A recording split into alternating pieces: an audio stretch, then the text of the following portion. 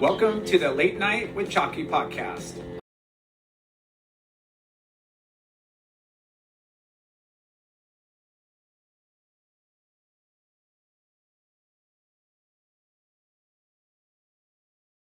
End up where we're at now.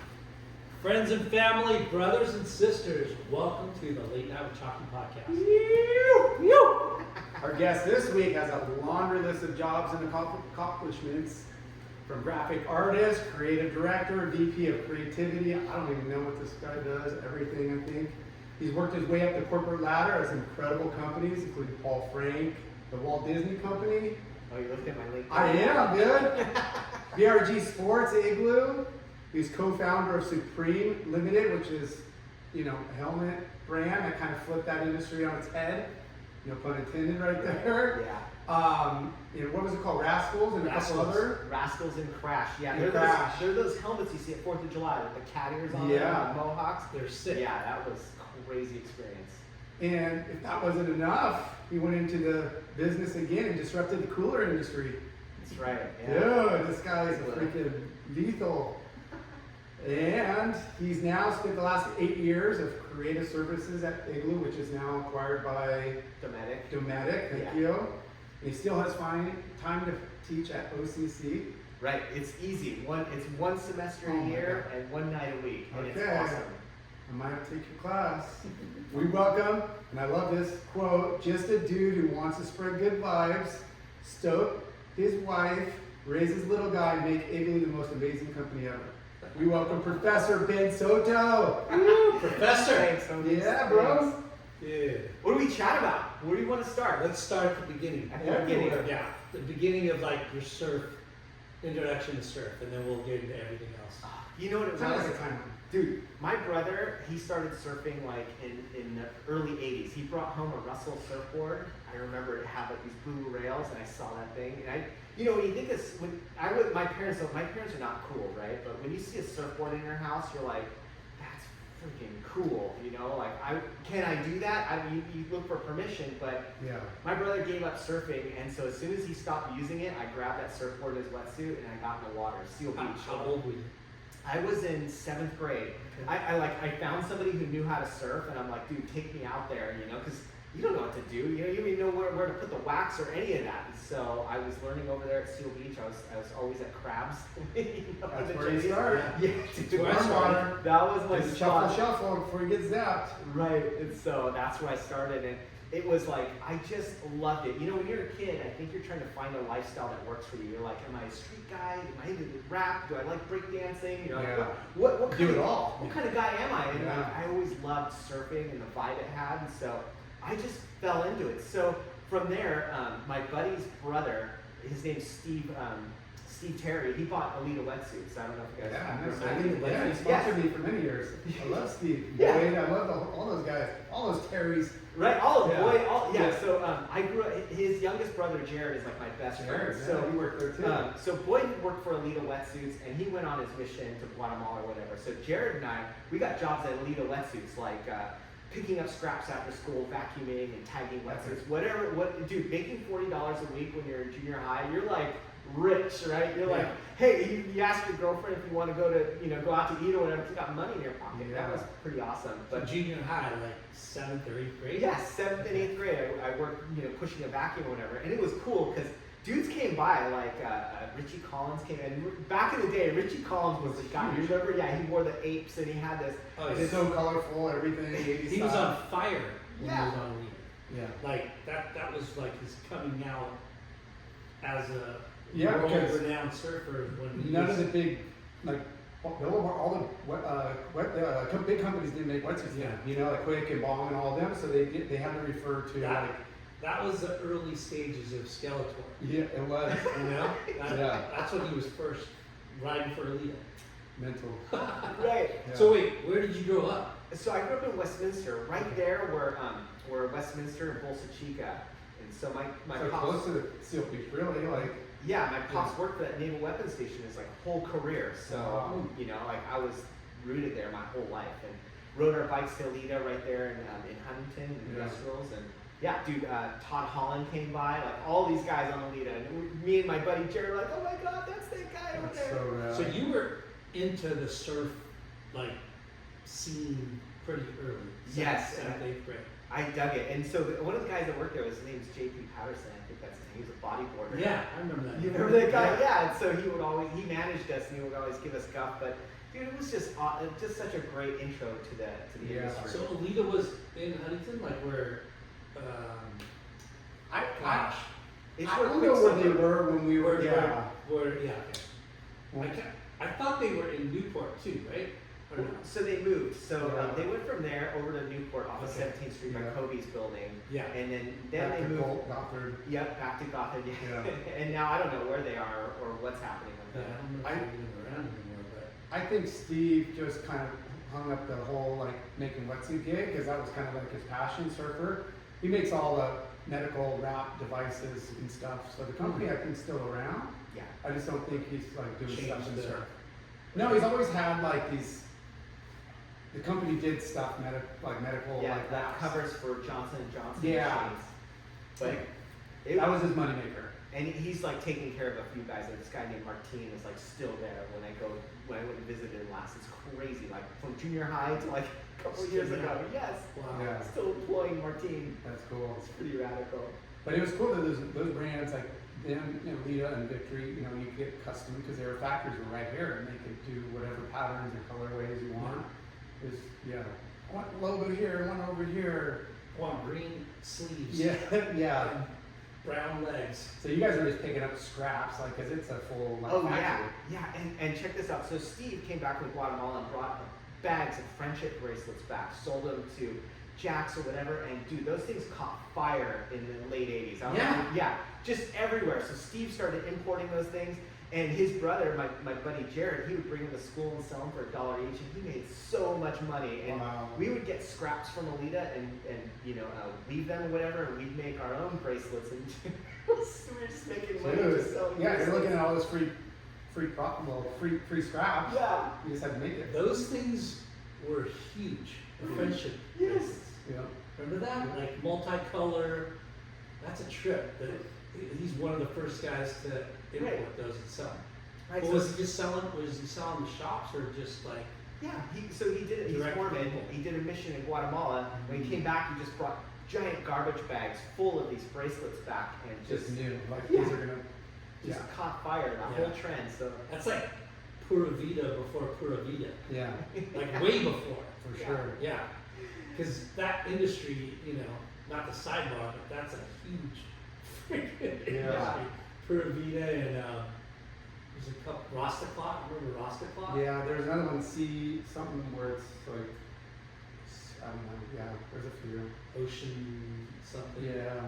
But so you worked at the yeah, I was Under under the table, factory. under the table kid, just cleaning up, vacuuming, and tagging suits and folding shirts. That was basically it. So then I go into high school, right? I went to Westminster High School, and you guys are gonna laugh about this, because dude, we had a surf team there, and it was like pieced together by anybody who could stand up on a surfboard. And all I wanted to do was skip class just so I could get some way. Yeah, to get some kids surfing. show up late at the school. Right, so we would compete against Jay, like your team, Huntington, who's like world renowned what's the NCAA? No, NSSA. NSSA, yes. And like you guys are just ripping, we could just barely stand up, and we're just happy to be there. But But what, you were at Marina or you were at I was at Westminster. Oh, Westminster High School. Okay. Yeah, because we were part of the whole Sunset League vibe. Yeah. Yeah. And that was really. My kid's at Huntington, and I don't think Westminster has a team. They're not It's on Fountain the Valley? roster. Fountain Valley for sure, Marina, Huntington, Edison, Pacifica, Christian, and Port Harbor. That's kind of like our zone, I guess. But Right. my dad went to Westminster, he surfed, but there was no surf team back then. Yeah. Well, we were lucky. We had a Huntington Beach lifeguard who was subbing there, and his name's Hans Quinones, and he started a surf club. And That's cool. That was really cool of him to do, Yeah. So you were into surfing. Oh, I was way into it, dude. Okay, so my aunt, she dated what's his name, Richie Collins' dad, Lance Collins. No way. Yes, Ooh. because they went to Calvary Chapel or something like that, and I remember we were going over to have dinner, and he was gonna be there, and I was like so excited to like meet him and talk to him. Should be bored. Yeah. oh, dude, yeah, I did that. You know, remember you used to order a board, and you'd have to wait for a month, 2 months to pick up the board. Like that was the most excruciating, time in my life. Yeah, you designed it because it wasn't just ordering a board. It was looking at all the surf mags and figuring out like a cool like airbrush. But what's crazy is, Richie Collins, and Lance Collins is his dad. Yeah. And you're seeing Richie Collins in the mags, and you see Wave Tools. That's his dad. That's Lance Collins. That's your potential future uncle. Yeah, right. Well, I don't know, whatever happened, it didn't work out between them, and like he went on his own merry way. But dude, this is crazy. Dude, fast forward, I'm working for this helmet company, and we have to do photo shoots, and I'm always looking for kids that look like they're mixed ethnicity because it works. It helps to sell the helmets. And so I'm in Whole Foods, and I see these kids, and I'm like, dude, I talk to the wife. I'm like, I have this helmet company. Like, it's not weird, but call us. We'd love to work with your kids. Richie Collins shows up on set with these kids, and I'm like, yes. I'm like, oh my god, these are your kids. And so, yeah, he was on set when we were shooting these helmets. And that was really fun. What a small world. I know, right? Do you remember you? No, he didn't remember me. I'm just some scrappy kid at the leader. That is freaking hilarious. That is crazy. Can't get away from those guys. So did you order a Lance Collins, a Wave Tool? I did, and it was my most favorite board. I don't know what it is, but I'm not no way at any of your levels of surfing, but it was that one board where I felt like it just connected with me, and I felt like whatever I wanted to do, it did that. It eventually snapped when I took it. My parents we went on a cruise to Puerto Rico and some islands there, and I brought it with me, and it got snapped in the luggage. No. And so it was never the same after that. And I was really bummed. They didn't have board scanning, but I probably should have kept it because that was like the one for me. Yeah, those memorable boards, like they're seared in my head for sure. And I've had probably 1,000 boards over my life, and I know the ones. There's not many, that are impressionable. Whether it's funny what sticks in our brains. Yeah. Like your first, whatever, kiss or freaking skateboard or first tube ride or all those milestones that are forever etched in your brain. So that Wave Tool was the one. That was the one, man. I wish I had. Was it a thruster? Was it a? It was like, Lance, back in those days, the boards were really wide, right? Yeah, so it was it was a really wide board, didn't have a lot of rocker to it. It was a swallowtail with black fins. I loved it. Blue lamb on it. Yeah. Big lamb, or Wave Tools, like huge. Those boards were popular. So popular. Yeah.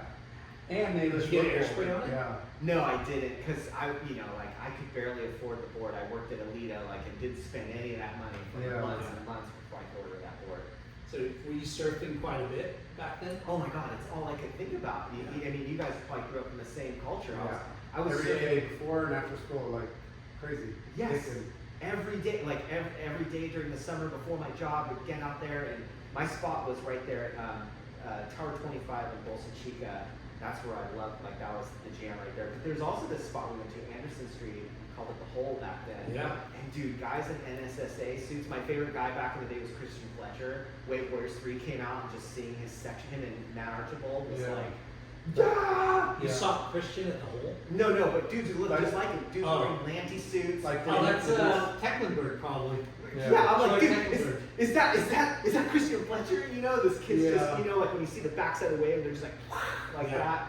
And he was a Christian Fletcher follower. For sure, same kind of same style of surfing, and wore. I think he wore Lanties. I don't know, maybe some kind of like suits back in the '90s, but the color and the Wave Warriors were fucking sick. They're the best movies. So it started off at Crabs and then migrated to Hole. No, but when I got to the Holes, past my level, because it was a little point break, and trying to get in past those guys, this Lanty kid, there's no way I could get in. So I just went back to, Tower 25, just getting the Yeah. scraps I could. Yeah. And even then, like, dude, there's a lot of Marina kids that were really good. I remember this kid named Wes who just killed it on a longboard. Like, he was just, Yeah, Marina had, I mean, we interviewed quite a few Huntington kids that had gone through Marina, you know? yeah. Yeah, but they produced for sure. It's such a trip when you are a surfing, a grom, frothing, and then you go to different spots and it's like there's a hierarchy in every spot, right? You're just like, fuck, Right? How am I gonna get it? how am I gonna get a wave? Yeah. Tail between your legs, go back to Tower 25. But Beat it wrong. but that's like part of Yeah. part of the culture, Right. You know? Well, it just teaches you, like, this is just how life is. You know, Yeah. you gotta get in or get out, or I don't know, Yeah. Yeah. get after it. Yep. Yeah, You gotta be cool. earn your spot in the lineup. Right. You know? That's Yeah. what's funny Yeah, about rip would be cool, or, just go down the beach. yeah. Yeah. Or come back when no one's out. So check this out. Then my parents are hardcore religious, so I was going to church all the time. And so I was part of this youth group or whatever, and this dude shows up, Colby Outlaw shows up to our youth group. What? And I'm like, what the fuck? And then so like I look at my surf magazine, there he is in a Victory ad. Or no, Yeah. he was Victory. Victory, not Yeah. Piping Hot. Probably not. So, I don't I know. think he was a leader too back in the day. Was he? He was a Huntington kid, so he must have, had a lot of local sponsors. Yeah. Could have been Yeah. Victory for sure. Billabong. Yeah. So I like when he came to our youth group, like I was just a kid, I was just stick right by his side, and I'm like, dude, tell me more, what's going on? What he did? Like I was. Yeah, he was gnarly. He was gnarly. But he ripped, and he was just kind of like our Huntington Richie, like just loose cannon and just so intense, and Yeah. just like that, like Yes. super psyched. I think he had some kind of chemical imbalance. Oh, for sure, yeah. He unfortunately drifted off into drugs, and he's on the streets now or in jail. I don't know. Maybe I was lucky I didn't stick to Yeah, this. right. Yeah. Yeah. But that was a big name, like growing up for Yeah. sure. Like, He'd always get shots in the mag. Right. And remember Zinka? Yes. He was always the Zinka guy. Ah. And we all had Zinka. yeah, we had the War pink. paint. Yeah, war paint, pink or yellow. Or that guy was always in the bag. Yeah. Yeah. So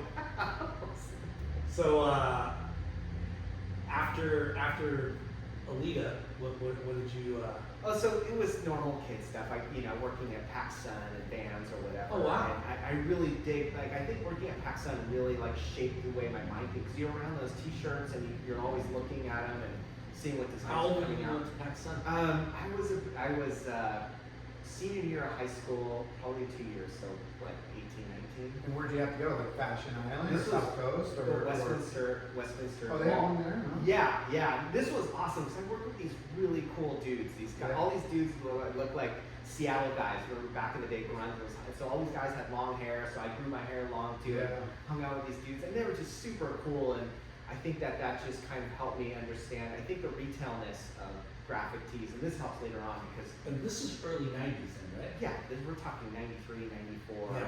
And I was bouncing all over in the mall, just going to community college over here at Golden West, taking art classes. Yeah, it's a melting pot for sure. Like high end, not super high end at Westminster, but all the different subcultures and categories and like different stores. Like Back then, I mean, when you go Westminster Mall now, it's ghetto.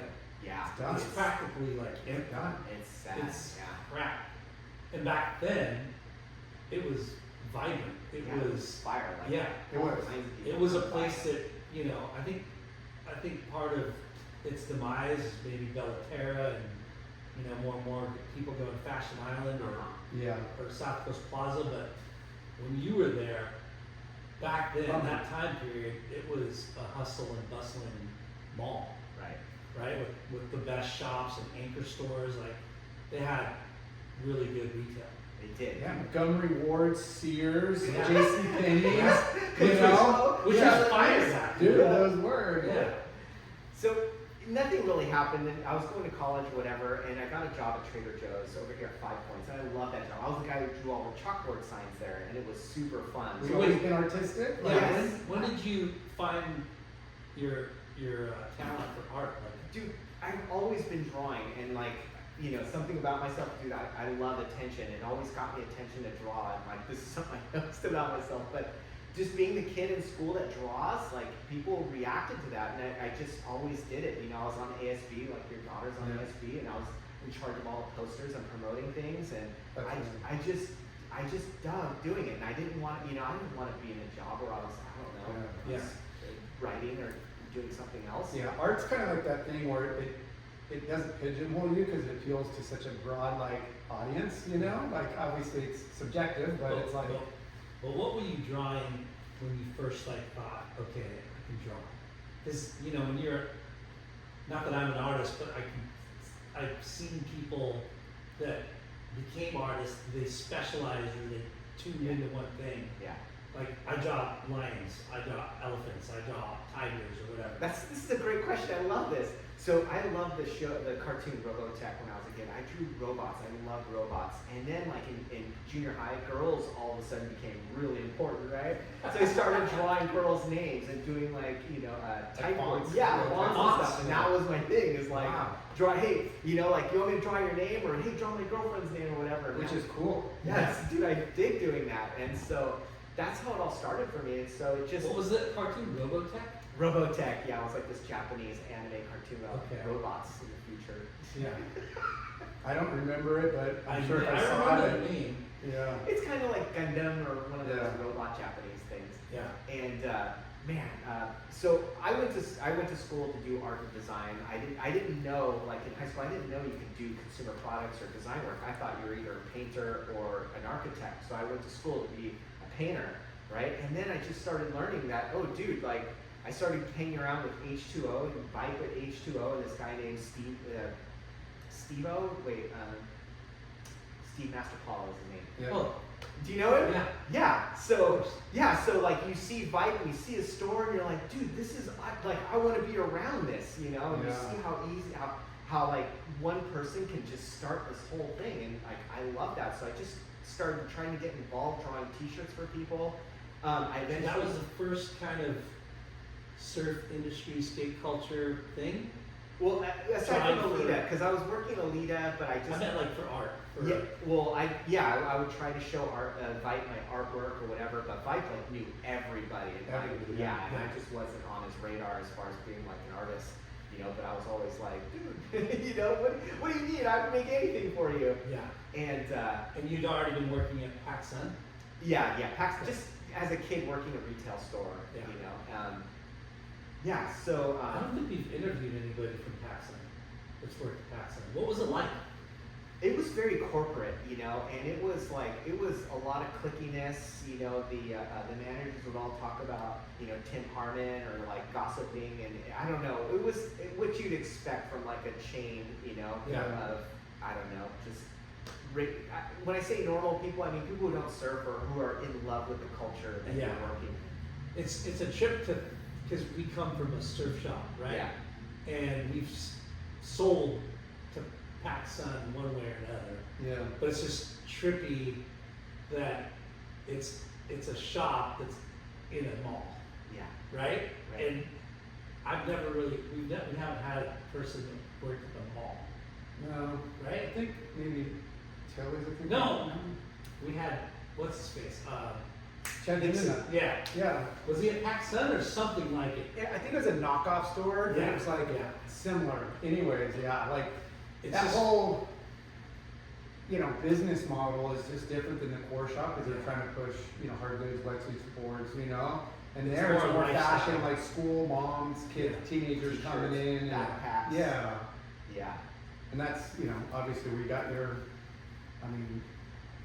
kind of internship to the industry almost, you know, because all you do is, you know, you see everything that's coming in from all these different brands, and you're probably like, well, that one sells a shitload, and you know, that one that it doesn't really sell. Like that's what you learn at retail, like, dude, yes, what moves and what doesn't, and like, oh, that color combo's sick, and that one, I don't know, you know, like just kind of learning what checks is interesting. Yeah, so now that you mention that, dude, the No Fear shirts were going Oh my crazy. God. Do you guys remember those No Yeah, Fear shirts? Like, yeah. so many out the door. It was crazy. Those and the Big Johnson shirt. The Remember Big Johnson. Oh my Yeah, god. no fear on the freaking angle. Yeah, Big Johnson. That was such a bad time in like fashion and trend. Yeah. No Fear, Big Johnson, like really? Well, not too long after that, I went to couture everything and, Oh and my tap God. out and, you know, like all the, you know. Fear nada. But I mean, it's, I guess, life's a beach, you know, with, you know, and what was the Bad Boys. Bad Boys Club? You know, Yes. like it was that same era where there was Yeah. just like tough guy. Yeah, lots of Venice Beach Yeah. vibes. And So- so recently I got connected though with the guy who did those No Fear shirts, and I'm like dying to go to his garage. I just I want to bet. thumb through your drawings. This Yeah. guy did all kinds of stuff. He worked on what's the Ice-T's band's name? Ice-T? Yeah, Ice-T. He has Yeah. that one single Body- Cop Killer. Body Count. Body count. Yes, he did like body count artwork, like all this like Wow, macho crazy. artwork from the '90s, and Yeah. I'm dying to see it. But So Yeah. so at H2O, that Vike commissioned you to do some. no, he never committed. Like I was trying to get on his radar, and we were always stopping by to say hi to him. Is that your Steve local was- shop in a way? Like, Yeah, because yeah. you know we're right up in Westminster, right there, and my girlfriend lived in Surfside, and so you know she would always pop over and we pumped on that. So, in fact, so I was working at Trader Joe's, and I met this guy Paul Frank, right? So he was in a band with one of the guys I work with, and Paul saw me drawing on these signs, and so Paul asked, "Hey, I need a little help. Can you help me make a banner for my band?" And so my dad worked at this naval weapons station, and they just got this machine. It's called a sign plotter, right? You put vinyl film in there, and it cuts out the film, and you put it on banner material. And you guys, Like- yeah, Yeah. vinyl cut stickers. Or Yeah, it's like whatever. vinyl cut. Yeah. Yeah, it's exactly that. So, so I would go there at night. My dad taught me how to got this guy to teach me how to use that machine. So I would cut things on the side, and my dad got so pumped that he bought a machine and a computer just to Wow. I know, Because like, he saw that this was. yeah, he saw you that I was like, like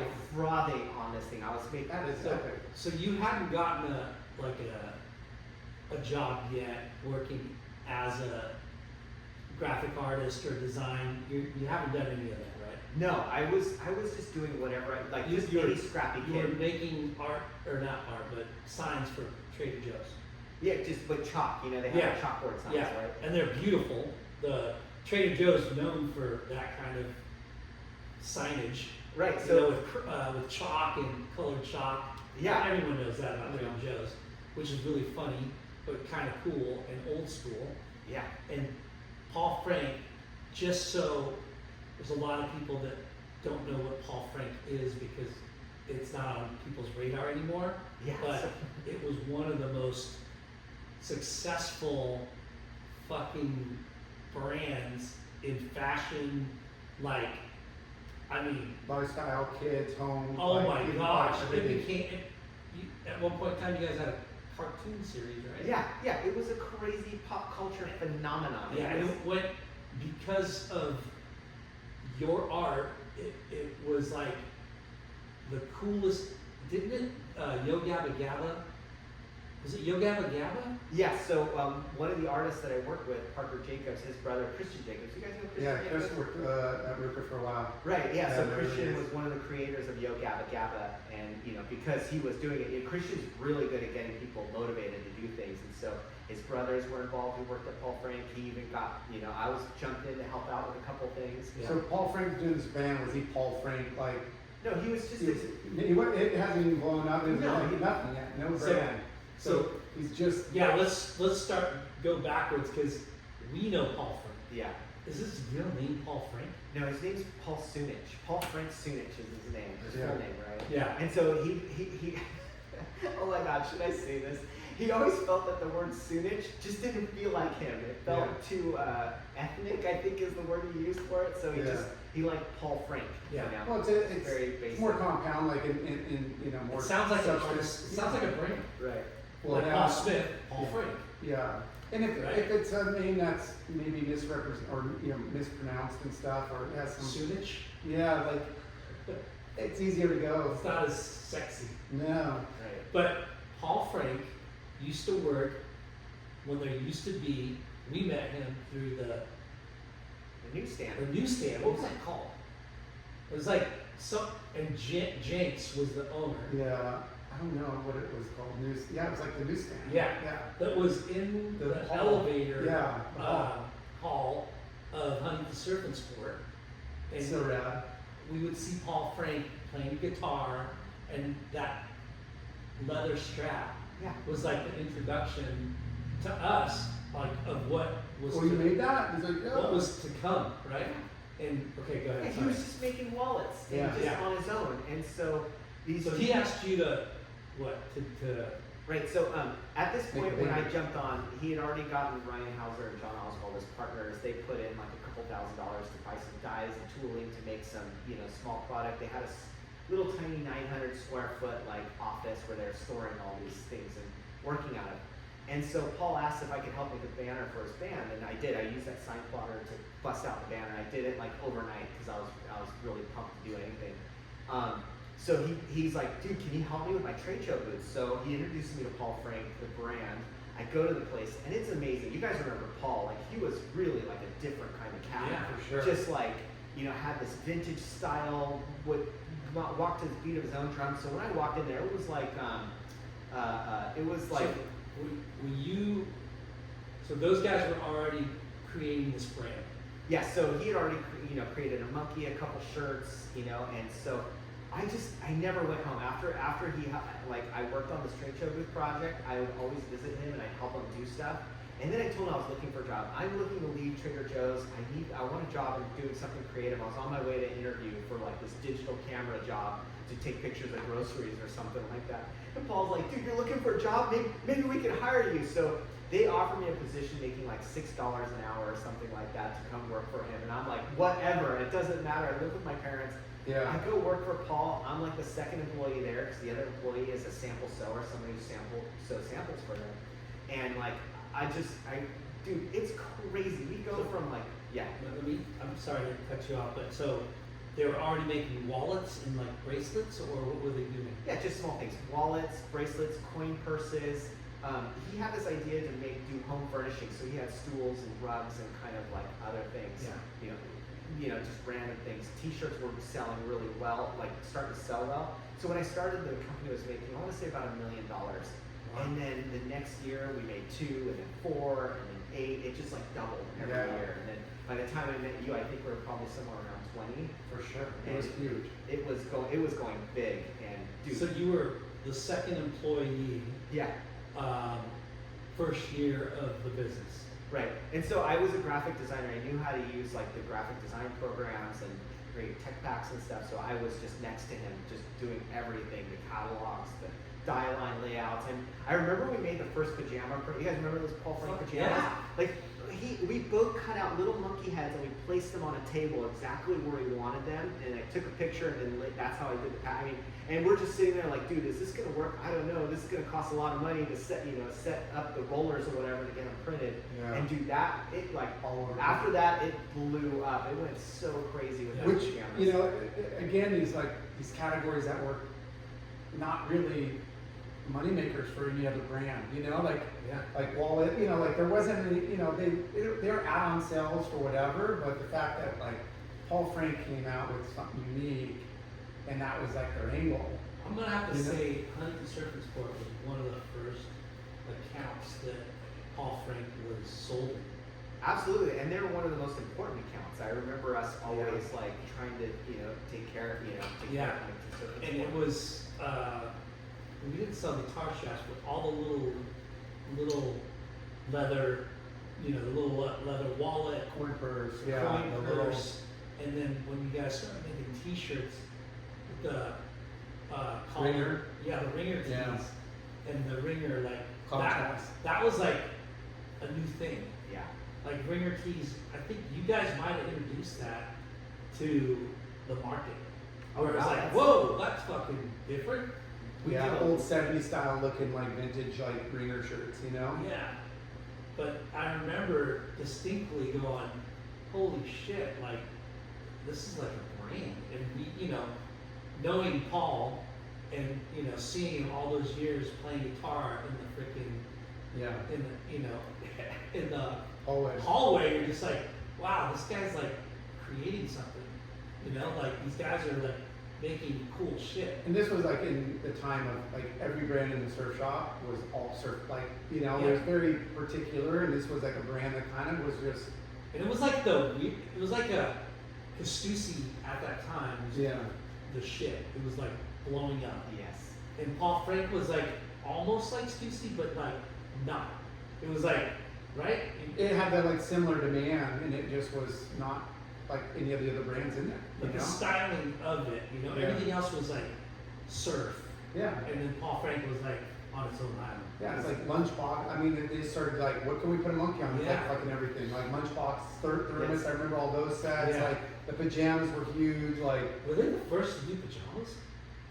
I think, I don't want to say the first, but I remember there weren't very many pajamas. I mean, Yeah. we were taking a risk making Yeah. pajamas. We had 'Cause- no idea how they were going to Because go. thinking about it, you know, it was it the seemed gift like sets. you guys did it, and then Roxy did it like the season after. And then the whole pajama thing was like everybody started. doing it. Welcome, everybody had Yeah. it. I mean, I think we even had some And ones socks and all early that. days too. Yeah, it was nuts. And so I was like art director there. I was in charge. I was managing the artists there, and like it was. Were you still going to wow. school, or did you finish up by then, or did you just? I never went to. I dropped out of school, you know, because I was playing in a punk band, and that's where I learned to do graphic design. 'Cause, you know, you have to do flyers and lay out Yeah. CDs and Yeah. all that. So So I- self-taught almost. What Like, was your Yeah. band? What did you play? It was called Simply Kung Fu, and I played guitar in it. And we Nice. wanted to be just like Lagwagon or No Effects or Strung Out. And we idolized those Epic. guys. And there came a point where we were starting to tour. We were going to tour some bands on the West Coast, and I told the owners of Paul Frank, hey, I might have to bounce. I might have to leave for a month. They're like, you can't. You got too much going on. You have to choose between this job or going on tour. And I made the decision that hey, I could draw much better than I can play guitar. I'm going to Yeah. stay. And so we ended up not following through with the band, and So didn't- wait, Simply Kung Fu. Simply Confident, what was it pretty good? Like, did you guys have a following or?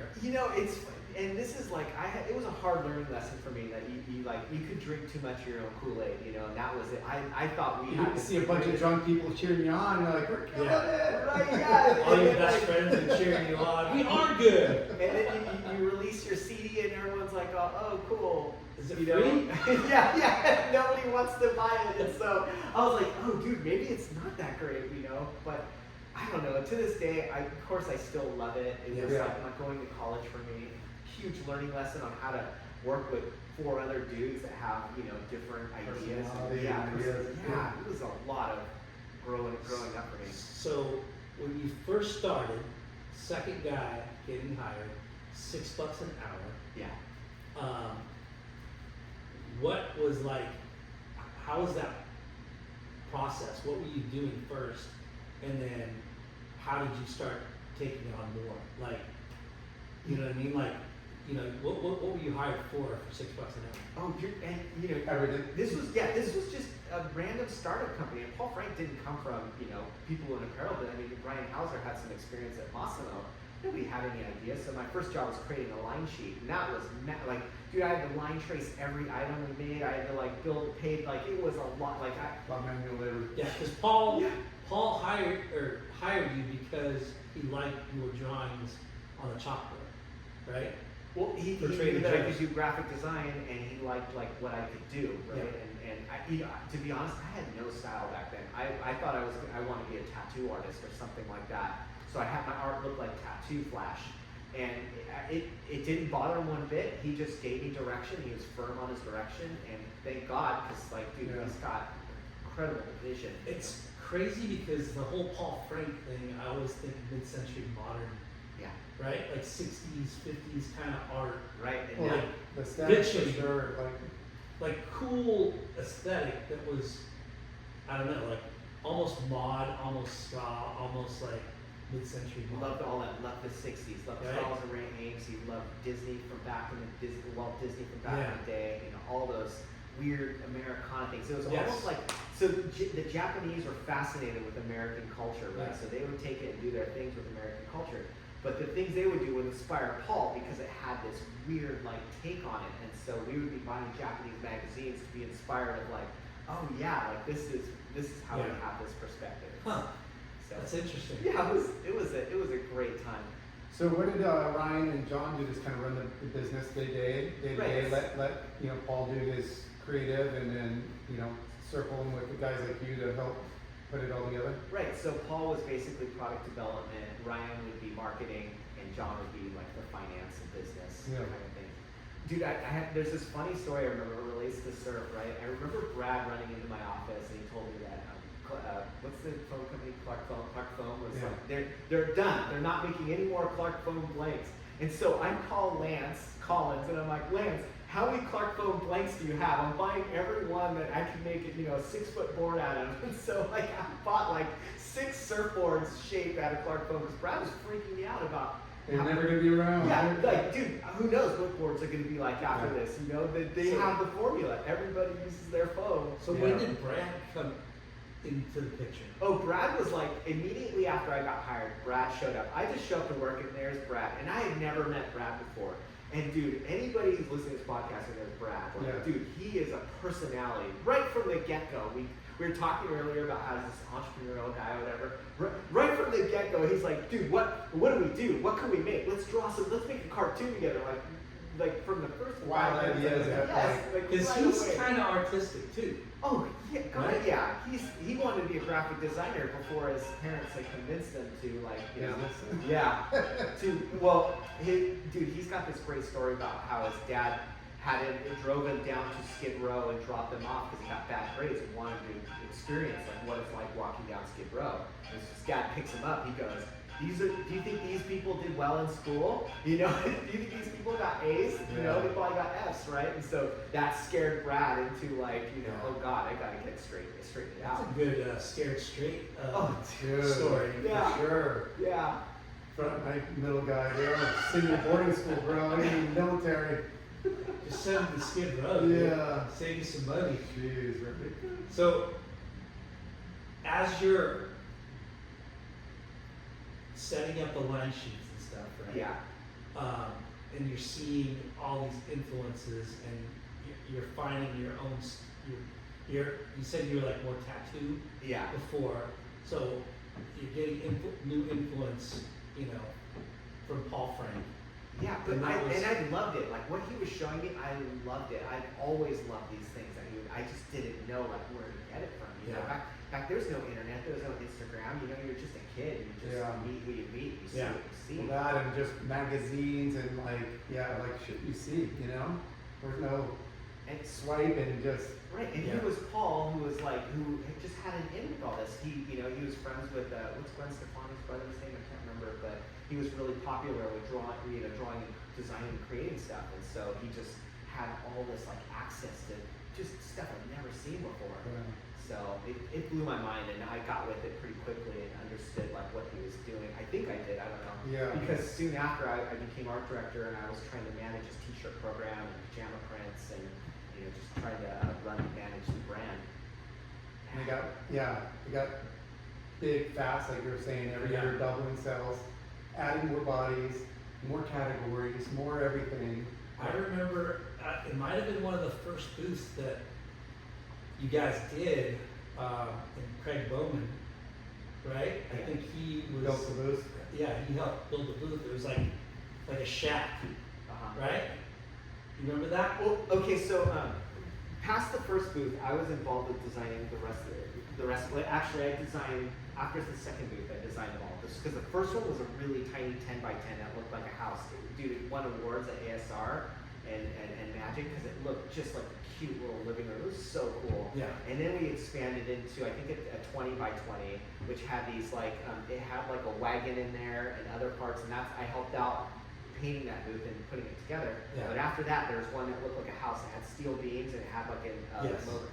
Like I helped. That was one of the ones that I helped design. When I say helped, of course, under Paul's direction, I would be doing a lot. But and then I designed this giant one that was like 20 by 60 or something like that. That was probably my design and moving on from there. Yeah. And But I was big, the street shows, like whether, you know, it was ASR or it was, Agenda, well, whatever, Magic. you know? Like, it was fucking massive, Yeah. you know? It was crazy, and I totally remember seeing both of you guys. Yeah, oh, for sure, we had to be at every one of them, you know? Yeah. It was good times, those were good weeks. Yeah. Work and pleasure. Yeah. Mixing business with pleasure. Yeah. So just, you know, moving the story along, Massimo, like Paul exited the business. He was just tired of arguing with the owners, had a different vision for the brand, you know, and it just wasn't working out, which happens a lot with business owners. They just don't align anymore. And so Massimo bought Paul's shares. And dude, the minute I met with Massimo, I was like, oh god, the party's over. You know, this guy's down to like just Make bazillion Yeah, dollars because he just did it. yeah, that's his jam. And Yeah. so I left and I went to go look for another job. I made this story.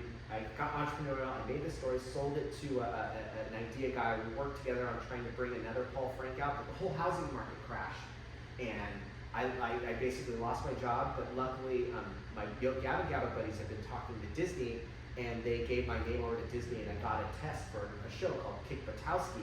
It's about this daredevil kid who's like wants to be like, you know, I remember that show. He Evil did Knievel. like a little Evil Knievel. He did skateboarding and BMX and all that. Yeah, that was the show I was on. So, Yeah. so I got hired to work for It was Disney for funny. a couple of years, being the art director on the show. And dude, that was awesome because dude, when you're in apparel, everything's all about the sell-through, the margin, Yeah. and character. Like it's like very business-minded. When you're working on a cartoon, it's like, hey, whatever, just don't teach kids to jump through windows and don't do anything violent or offensive. And so that was really fun to work in Disney and cartoon for a couple of years. Yeah. So while I was What a drastic change in industry. it was crazy. And the other thing too is like the whole model, they were moving from doing like cell animation to digital, right? They wanted to do it with like Illustrator sheets. You guys familiar with Adobe Illustrator, how it works? It's like basically you're making these construction paper shapes and you can move them in animation. So that's how they were developing their cartoons. It's like that way of animating. So they needed an expert in Adobe Illustrator, and I was one of them. So they brought me on to do this cartoon, and it was amazing. While I was traveling up to Burbank for 2 hours there and 2 hours back, I was freelancing like crazy. Brad calls me back and he's like, dude, him and Conan had started working with these kids. How long did you work at Paul Frank? Sorry. I'm sorry, 9 years. Wow. Yeah, almost. So 10. you went through all of it. Yeah, like Pretty much. right from the beginning Yeah. all the way till when Massimo bought it, and that was when I. That's a lot And of Massimo was like, look, screw little retailers at one Target and cashing out. That was it. Yeah. Yeah. A couple years later, they launched their Target partnership, and that was the deal. You know. So how long was the lapse in jobs? Was it quick? It was like probably 2 months about that time. And it's freaky. Like I had never been without a job. Yeah. And like, dude, it is definitely freaky and Yeah. scary. And We've you all know, been there at mortgage one point in and- time. Yeah, you'll like do anything. Yeah. Luckily, thank you, Parker Jacobs, Christian Jacobs, who dropped my name to Disney. You know, they called me and I did this test for this cartoon, and I got hired, which was like a dream. I've always loved animation, Yeah. and so that was incredible. And the Paul Frank job probably helped, right? Oh yeah, like when you saw the Julius and yeah, it's been one of those things that has just opened doors for me. Like whenever you mention like what you did there, it's like always. You know, there's a saying that says you always judge yourself by what you think you can do, but people always judge you by what you've done. And so having that giant body of work behind, really helped out. yeah. That and, people, you think status is, titles do matter because it does make you, you got to a certain point, and you're always growing, but like it's not even the monetary, as much as it is the experience and then like, the history, that you've. Speaking of monetary, you're making pretty good money at Paul Frank. You know what? I told you I was making $6 an hour, right? And then this dude comes in. We hired this dude from Wyland. His name's Jonathan. Wilder, the artist. Yeah, that guy. Yeah. Yeah, dude, that guy flew out here. He grew up in New York, and he flew out here to Laguna, saw like Wyland paintings, and he like walked in on Wyland and was like, dude, I gotta help you do what you're doing. So he became Wyland's like second guy. This guy was really good at licensing, so Paul Frank brought this guy on to help Paul Frank with licensing. So I meet Jonathan, and Jonathan's like, what, dude, you're only making like you're only making like $22,000 here a year. Somebody's gonna steal you away in an instant, you know. Yeah. So I got my first raise of like $30,000. I was like, dude, as soon as I was making $30,000, I'm like, I'm buying. I got a 4Runner. Like I was living it Killing up. it. Yeah, I was like, I'm killing it. Oh my god. Yeah. So I thank God for Jonathan who helped them see that, like, you know, to Your value. Yeah, that's it, my value. And Because how many people at Paul Frank at that time?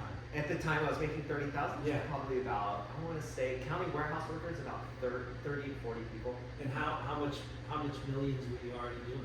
I would say that's probably about 20, 25 million. That was back when we were at the You were getting ripped off, man. Tell me about it. Yeah, Yeah. maybe.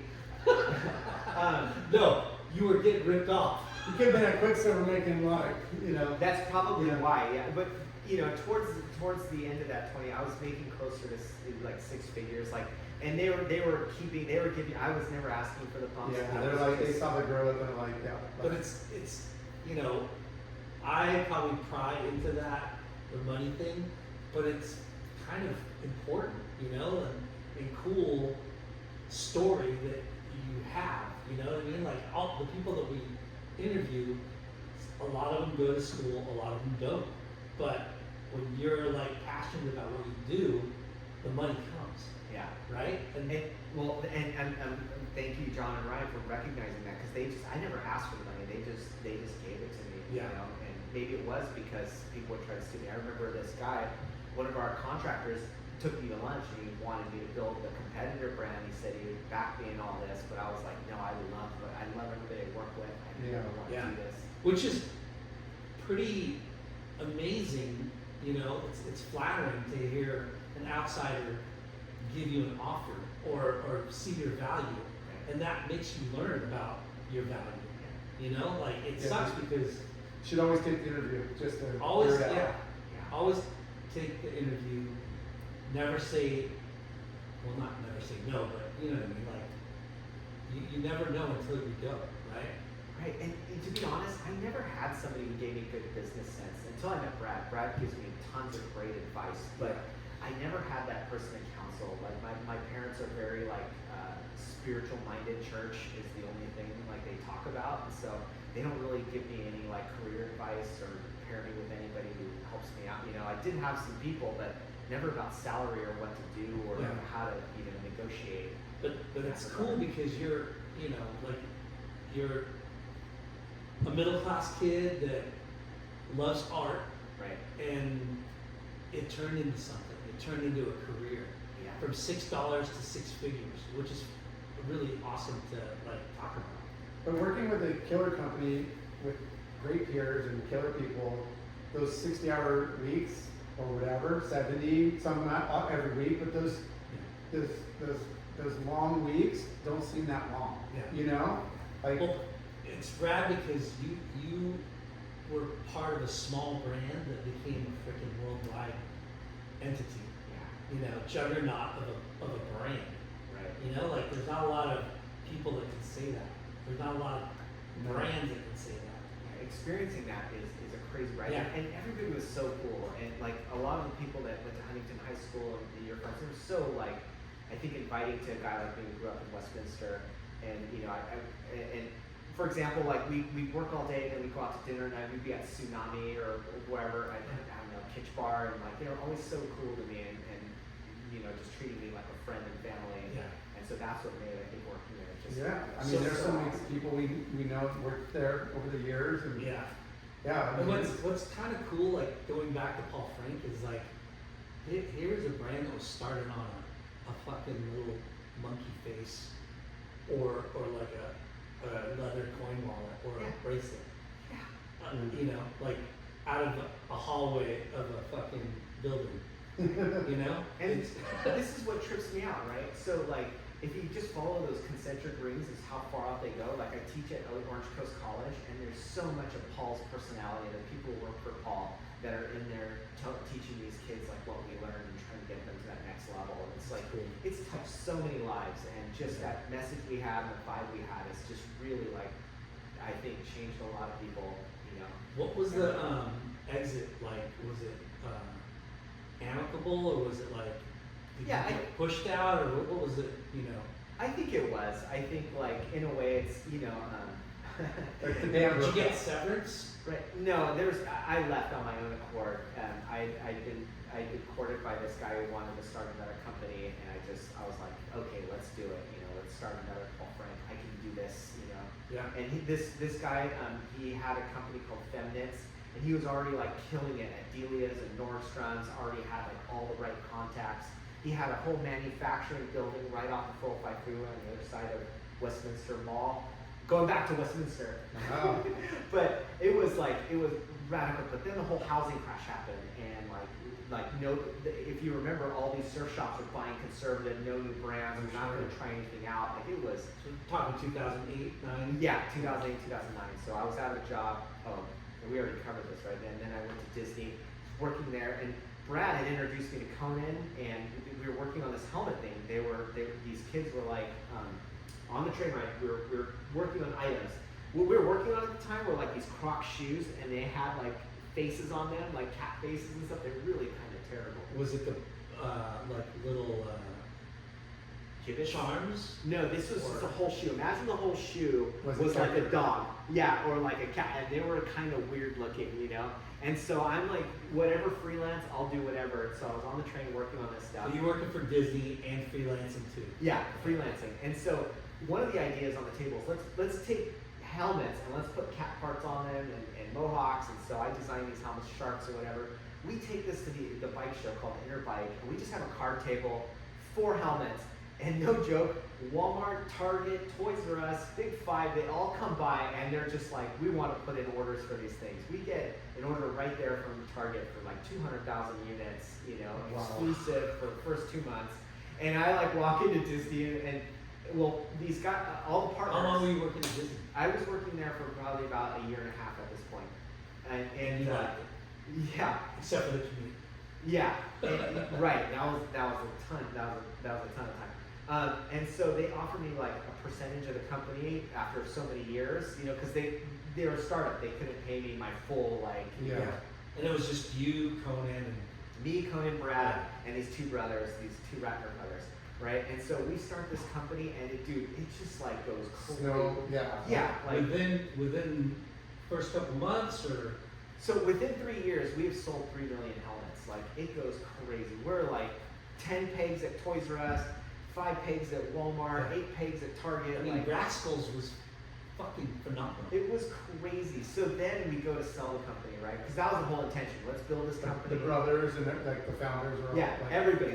Let's build this up for about 3 to 4 years, Yeah. and then let's sell it. And that's what we did. We brought in an investment banker. We sold the company to Bell Helmets, which was then called BRG Sports or Vista Outdoor. Yeah. And so, and that happened. That was my first exit event, and that was awesome because I was able to just pay off all this debt I had accrued. I'd always wanted. My goal was to like.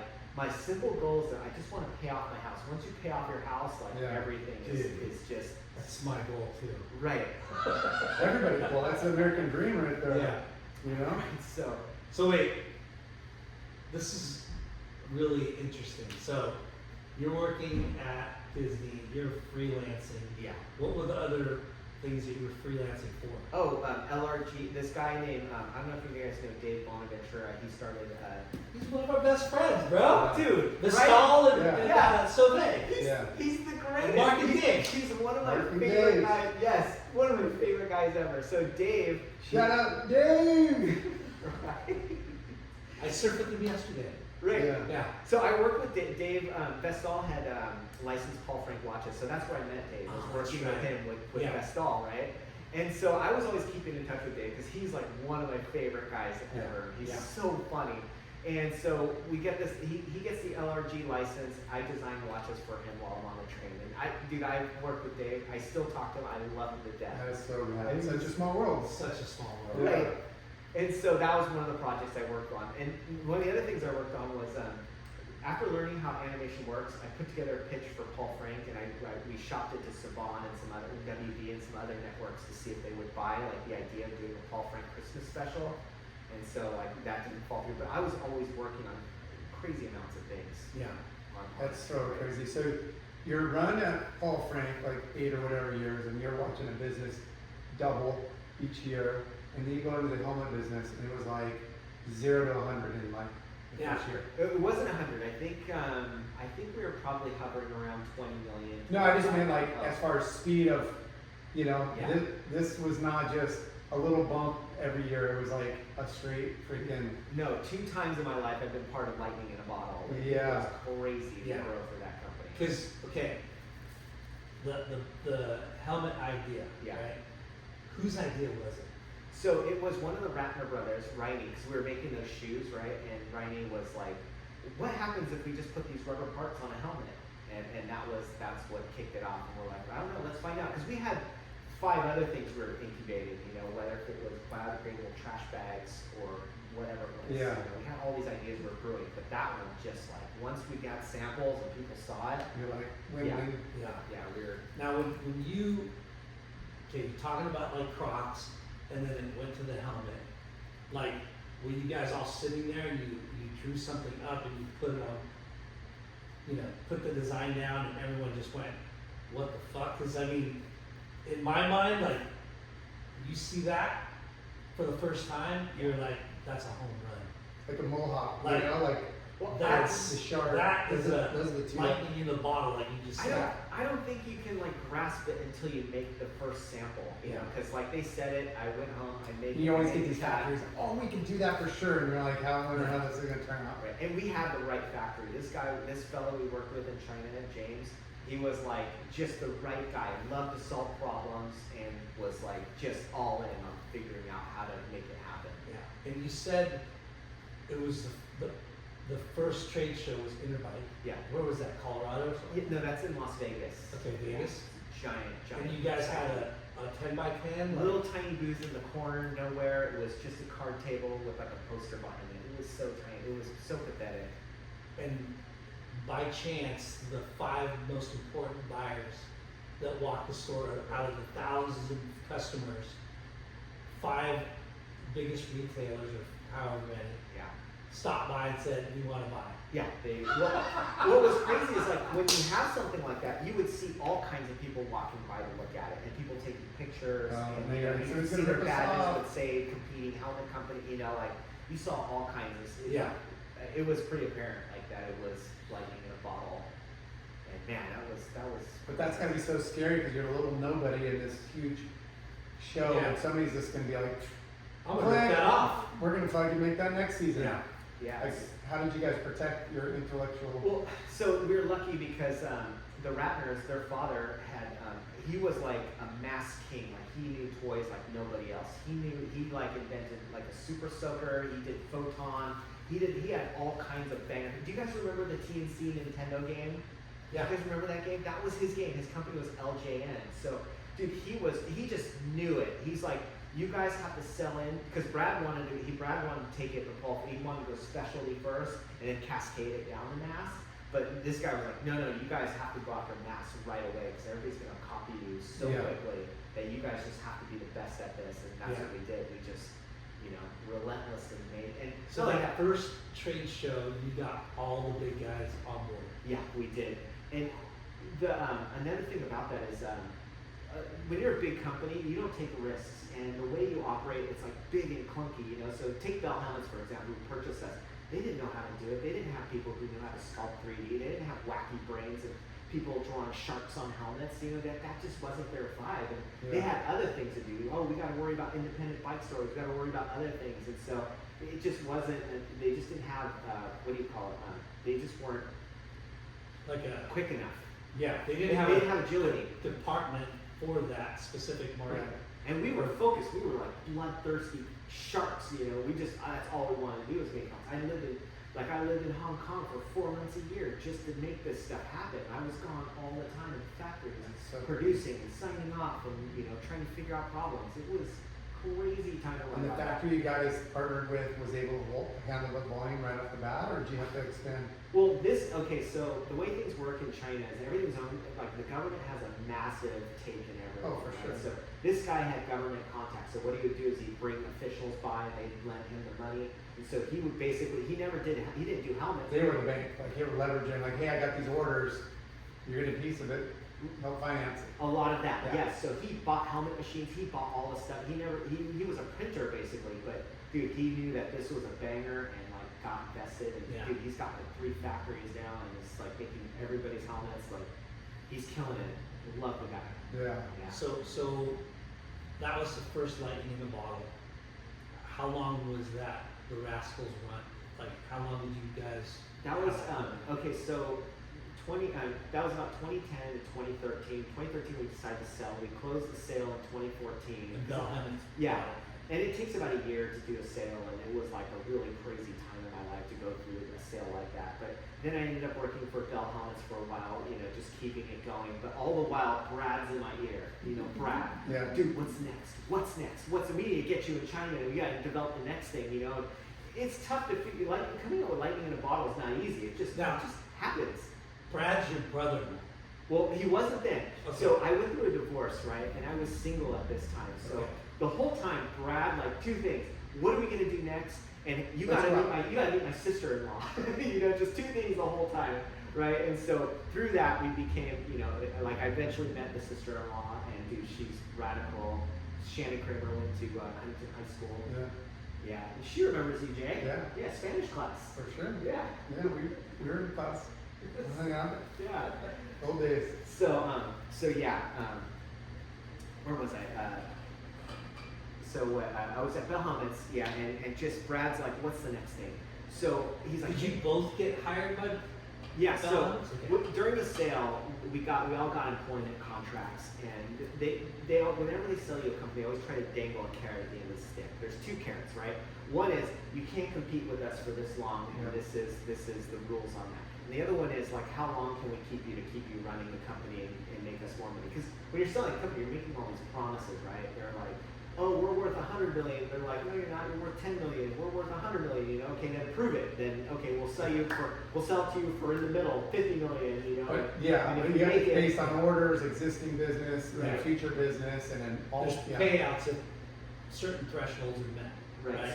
So we all worked there trying to make that $100 million, that big Yeah. carrot exit, and we made some of it, and it worked. But Brad Brad is a frothing maniac. So he saw the Trace guy. He met the Trace guys. Do you guys know? I remember Trace, yeah. Yeah, so he saw those guys and he was like, I'm out.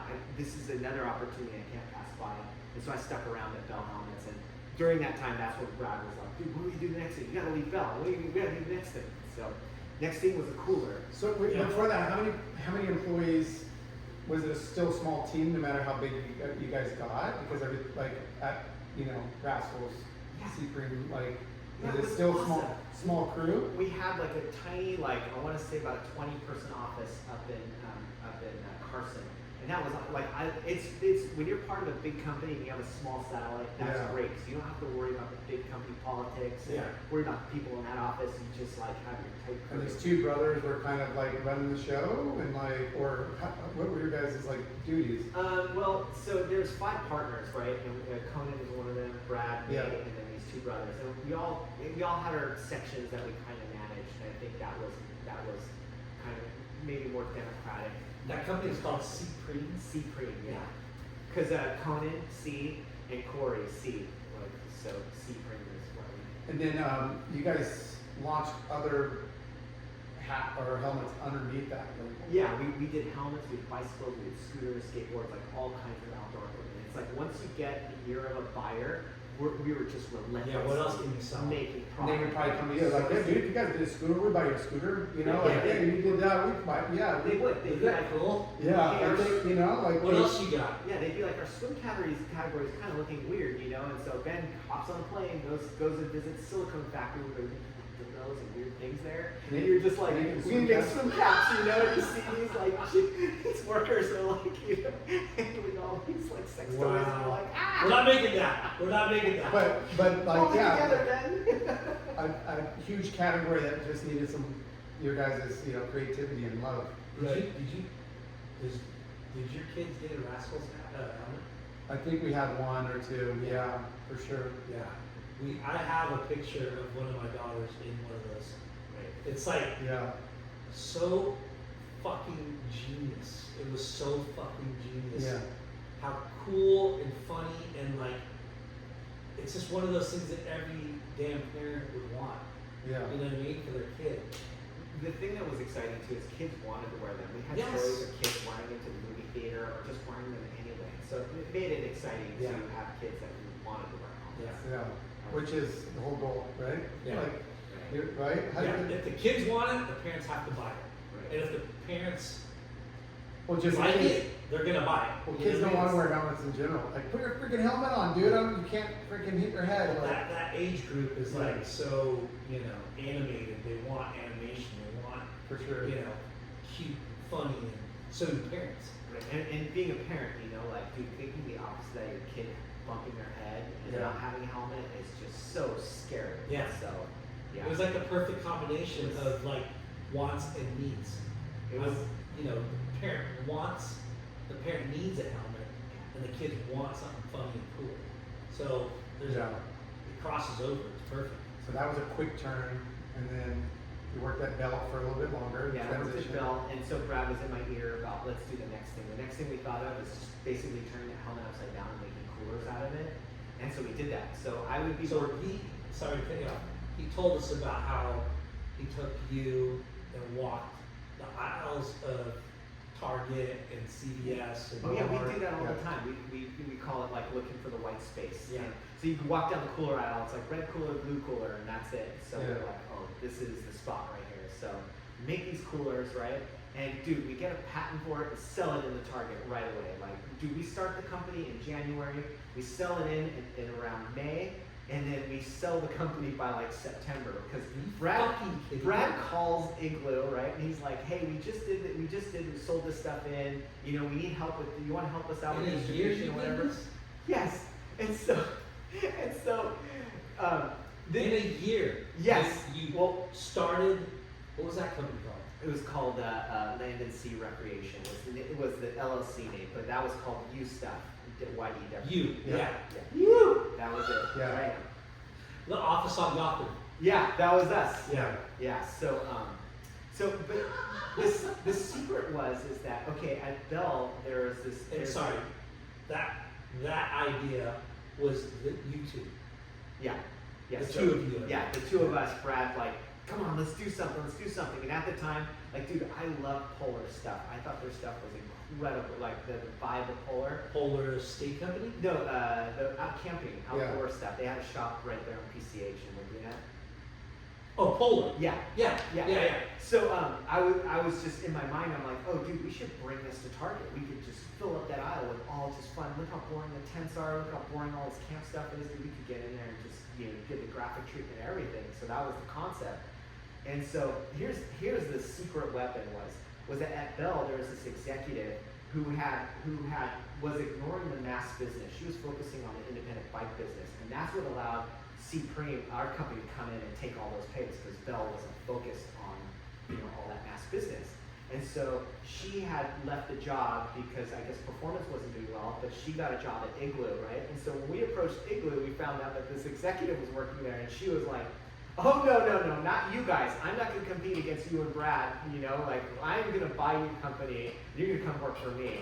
You're kidding. Yes, so that's why It happened so quick. Yeah, because Are you fucking? Because you already had an in. yeah, we had some of She the said, executive if you, team. I can't beat you, you're gonna join me. Yeah, so we got hired. We got bought by Igloo. We got hired on to help because Igloo wasn't doing so well. Like they were trying to copy what Yeti was doing, and it wasn't working. Consumers weren't convinced that Igloo was the same as. Yeah, they're a heritage brand like a Stanley. You look at Stanley, just took over and dominated because they Over just, 100+ years, right? yeah, It's like 75. Yeah, it's 1947. yeah. 77 years. But yeah, but like, just they didn't have to change because they didn't get pressed to change and they were just sticking to, like you said, red, blue, white coolers. That's Yeah. it. Right. Brad said that their Igloo factory or office is huge, right? Massive. So they have 2 million square feet of manufacturing, distribution, and warehouse. Texas. I mean, so imagine, dude, like Walmart doesn't want to hold all this inventory of like all the coolers they buy. It's like what's I don't know, 6 million coolers or something like that. And so we have to start manufacturing all of Walmart's coolers for spring, like in August, and we have to and then store them for when they're ready to ship. So like it's a lot of coolers that Can we go back? Okay, so you and Brad, yeah.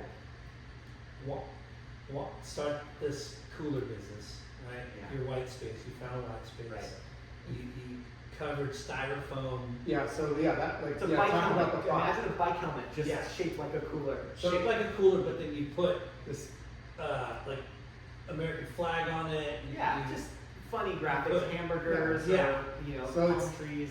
For those that don't know, it's the styrene Yeah. Yeah. coolers that are on top of the cooler aisle. Yeah, like, the cheap the stuff. cheap stuff that's in a supermarket that's like, I just need a beach cooler for the day, throw a freaking Yeah, bag instead of of ice. seeing the white boring ones, Yeah. you've got colorful fun ones. Yeah, Right. And for all what different did you call occasions. this company? This was called U Stuff. Yeah, this was Okay. used.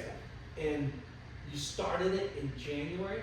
Yeah, so we incorporated in January, shipped all our coolers, which was May. about March, and they're on the floor in May, and then we closed and sold the company. How many SKUs and where did you sell it? It was 4 SKUs, and Target was the only.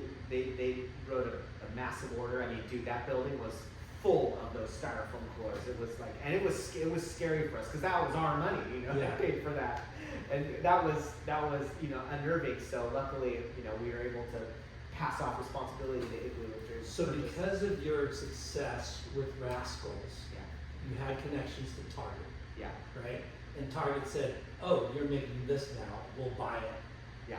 Now, did you sell to the other, like Walmart and Um, other retailers? We hadn't gotten that far because one of the techniques in selling is you always want exclusivity, right? You want to get the retailer excited about, dude, you guys are the only ones, it's exclusive period. Yeah. You're this gonna launch format. it and then we'll, Right. yeah, you get first rights to this. That makes it, Right. good for you. You got the exclusive for launch. But you did it through Target. Arguably the best big box store out there, right? I would Kind say- of in the middle of, what am I trying to say? It's the more classy big box. Yeah. Target. Oh, yeah, Target. like- Sorry, Jenny. They definitely have like a brand feel to them. I always tell my designers it's like the devil's there because when you go there, they make you want to spend money. Like sometimes when you go to a retailer, the light's dingy, the stuff looks gross, and it just gives you like this gross feeling. But Target doesn't have that. They have like they make you want to push the gas. Yeah. You see the Yeah. displays and all the cool things they have in there. So Was it your intention to sell that quick or just yes, that was the intention. Was like we got to build this and sell it. as quick as you can? But I thought we were gonna hold on to it a little bit longer, but Brad, he saw that, oh dude, sell through might not be so well. We got this giant building, we got all this inventory, and like dude, if Igloo's giving us an offer, we gotta take it. Yeah. And so we did. And all the time, the whole time I'm working still at Bell Helmets, And so when Igloo purchased the company, I had to leave Bell Helmets to go work for Igloo. Yeah. And so So that was another like, come, stay on, and good salary, good hit benefits. these milestones, get the payout. oh yeah, and that was like, dude, when you sell a company like that and you get to negotiate your price and your salary, like that was, How fortunate is it that this lady from Bell left there and went to Igloo? right. Like, that's kind of tricky, right? Like, how it worked They were out. interested, but then she knew it was you guys, and Yeah, well, Brad had called her, and Brad knew her because Brad was part of the sales team, so he would see her sometimes, like in competitive, friendly ways. yeah. And so yeah, she lives right here in Fountain Valley. So if you're listening, thank you for that. That is rad. But seriously, January, Yeah, September, you saw the company. right. I know. It's Like, who mind-blowing. does that? And Who fucking does that? So crazy. I know that was mind blowing. And that was a big payoff. It was pretty good. Yeah. It was pretty good. Second house was paid off. No, but it's just like, I mean, it's inspiring, and it just goes to show that, like timing, creativity, like there's these formulas, but it's like you can have 4 out of the 5 and it just doesn't work. Or, Yeah. you can have 5 out of 5 and it just doesn't sometimes, What's really cool, because Brad, obviously, we've known Brad forever. And we've known you peripherally forever. Yeah. But we've known Brad forever, and we see what a gangster businessman he is, right? Right. And to see him, like, to know about his successes, and you know, the show's not about Brad, but that fucking guy, you know, Paul Frank, Quicksilver, Ruka, back to Paul Frank, TaylorMade, now he's fucking Sunday Red, right? Yeah. Like, and then you and him as a team, like, start a company in January and sell it in September? Crazy, yeah. Like, Yeah. what the fuck? Yeah, it was a wild ride. But I have to say that, like, if there's a lesson to this, it's Yeah. like, dude, no one person can't do everything. And like, dude, you gotta find your Brad. You know, Brad and I work really well together. Yeah. Really good at hashing these Jay's my problems. Brad. Yeah. Dude, yeah. And You know, you gotta have like, yeah, I mean, everybody has their talent and, yeah. Their position, their I mean, nobody could do it single-handed. I could do all this by myself. Yeah. He does it all. you He does it all, I just show up. No, but that's so freaking insane. You know, There's- like what you guys did with But- Paul Frank, this, Raskullz, C-Preme, you stuff. It's like, what the fuck? Like, Yeah, I remember you coming by the U office. I told you gave me that hex bag for the Yes. camera bag. I still use it every day. Matter of fact, I'm doing a project right now. It's called Mega Rad, super cool. And all I wanted to do is I wanted to build a video-based online voter guide. Do you guys feel like when you're doing your voting, your ballots or whatever, it's like homework, right? You gotta like look at this thing that the people write, and then you gotta get on the Instagram, then you gotta get on the website, and you're like, I don't know what these people are saying. So, researching. yeah, I'm trying to condense everything into like 90 seconds. 90 seconds, this is this candidate. 90 seconds, this is this candidate. So that somebody on who's cramming can just like flick through and Yeah. figure out like what's going on. I don't know. 'Cause Yeah. as you guys know, like local politics are Yeah, crazy. yeah, So everything is crazy. Everything's crazy. But yeah, we don't talk politics. Yeah, no politics. We're religion, people know where we stand on a few things, but you know, we try to keep it about our guests and surfing and. all good. But thanks for the bag, because the bag is like super helpful. Yeah. getting around. It's funny because Jimmy Origi took over that, not took over it, but Oh, he yeah. subleased it, right? Yeah. And at that time, I was working with Grizzly and, you know, Grizzly Skate Company. And Marty was up there too, right? Marty? Marty Jimenez was it? Yeah, Jinx. Yeah, Jinx. Jinx was part of it. Yeah, and then, but yeah, it was freaking, I remember seeing the polar bear with the beanie and his used stuff, and I'm like, what the hell is this? Like, Yeah, it didn't last too long. It was but yeah, Oh fuck, they're out of business. Oh no, they just got fucking bought by a lot of money. it's so crazy that, okay, yeah. So Hats off. Yeah. Hats off to, No, it's incredible. So you pretty much took that concept and stayed at Igloo, and now they went from being stale to Oh, dude, this like talk about some of the products that you introduced This on the was- Igloo side. right. Dude, Brad So and the I Playmate. Brad and I were the dynamite, and I feel bad because this lady who hired us, like we were the dynamite that just blew up the company, right?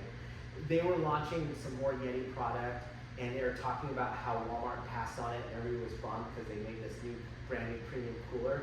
And Brad at the sales meeting, this is like our very first week meeting everybody. Brad stands up and he's like, dude, this is a good thing. Like, what are we doing? We're just packing them high and watching them fly. We got to work on specialty. There's so much margin. Like, he just gave this stump speech, and it caught the ear of one of the board directors that was there. And so the board director like pulls us aside and starts talking to us, and Brad just starts giving a stump speech about applying action sport marketing basically to Igloo and trying to get along. So, dude, from then we had the ear of the board. And we pitched the idea of making sustainable product. We pitched the idea of making retro product. We pitched the idea of basically collabs and making licensing. We took Playmates and we put. Oh, I got Quicksilver, Ruka, we got Billabong, Roxy, we have Playmates, we gave them out as gifts because we were under the umbrella. And it was like the best gift. It's holiday, we gave a 6-pack to like all the families because we buy them for cheap because we give them, you know, Yeah. as a part of the umbrella. and we just put a 6-pack and we just put a bow on it, and where the people loved them. That's what's crazy about. And we're insiders in the industry, and we're still stoked on it. You guys are disruptors, right? Yeah.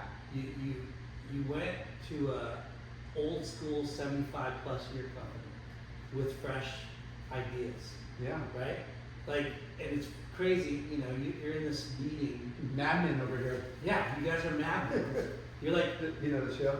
Yes. So yes. good. Yes. So but good. it's crazy because you're like, you know, Brad pointing out this is a good thing. Right. And people are like, Don Drake. what's the Crazy. fun? Who's this guy? Who are these guys from California? Yeah. Right? Like, yeah, who are they? And what, you know, like, I'm sure these other board members were like, shut up, sit down. You know, like, No, dude. So Igloo was in a really bad place. Like, so they needed it. we were losing market share. They had no they didn't really have a great strategy or plan. And by that time, the person that was in charge of the whole private equity group was just sick of all the excuses. Just wanted to basically dump the company and was over it. And so just hearing what Brad and I had the ideas for was like, oh, here's somebody with a different, you know, because people will tell you whatever over and over again, but that if it's not the right thing, you know, like it just wears on you. This is the thing that really changed everything for us. So Brad had contacts to Dahlia Surf Shop, right? And so we make this Andy Davis cooler, and I remember that. these coolers sell at Walmart for $20, like $17.97, I think is the price, right? We put the decals on them, sell them at Dahlia Surf Shop for like $70, right? And they sell 13 of them in one weekend. Like they just blow out of it. We can't make enough of them. It's That's going crazy. yeah, at a $80. And so the board is like, what is going on? At Walmart, they're not moving at $17.97, but over here at the surf shop, they're selling for like $70. And so that was like the And fuse that got lit. That's what's crazy about these big companies. You have to stay relevant. Yeah. You know, like they can make the best product, but some new kid will come along with some flash, a new brand, and take away market share. And many more come behind them. And yeah, you've had your 50-year run, but you're not staying relevant. And you have to like find some disruptor to help you bring you to the next century, right? Right. Like we see it with like Levi's and Dickies and Yeah, like, Levi's did it with the skate team, yeah. skate team and and Nike, pushing the the skate Nike team. and Like, SB. our market is the youth market. Yeah. And all these, companies, like it or not, they try to get in our industry, and some of them are successful, and then they exit, right? Like a lot of people do that. Nike's done it, Adidas has done it. Like, it sucks, but whatever. But like with you guys, with that, it's totally irrelevant, a cooler in a surf shop, right? Yeah. Yetis in a surf shop, it's irrelevant, but they make it relevant. You know what I mean? Like, it's here's two guys that made Raskullz amazing,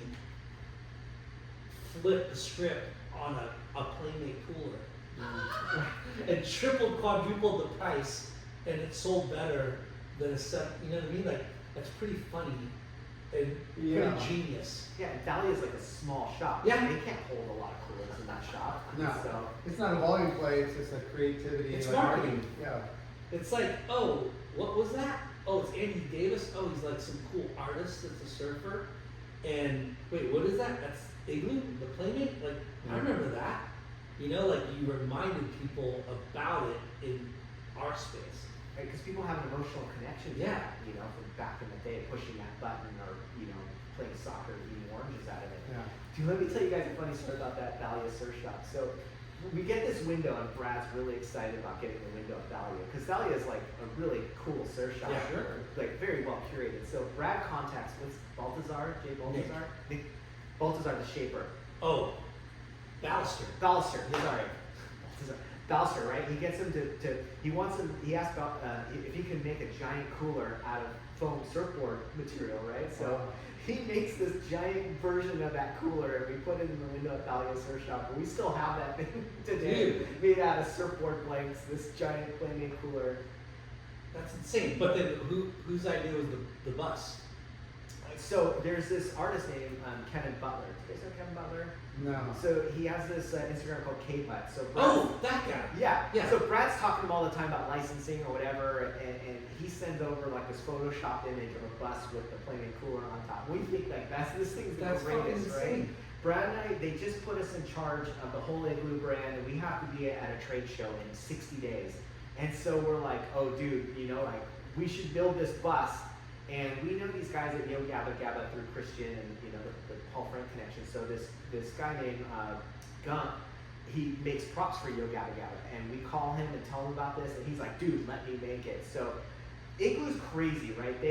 To get money out of them takes like financial approvals, board approval, all this money. So Brad and I, we take our own money and we buy a bus, and then we go send it to this guy. We pay it out of our own pocket to get this thing made. And so this guy makes this Playmate bus.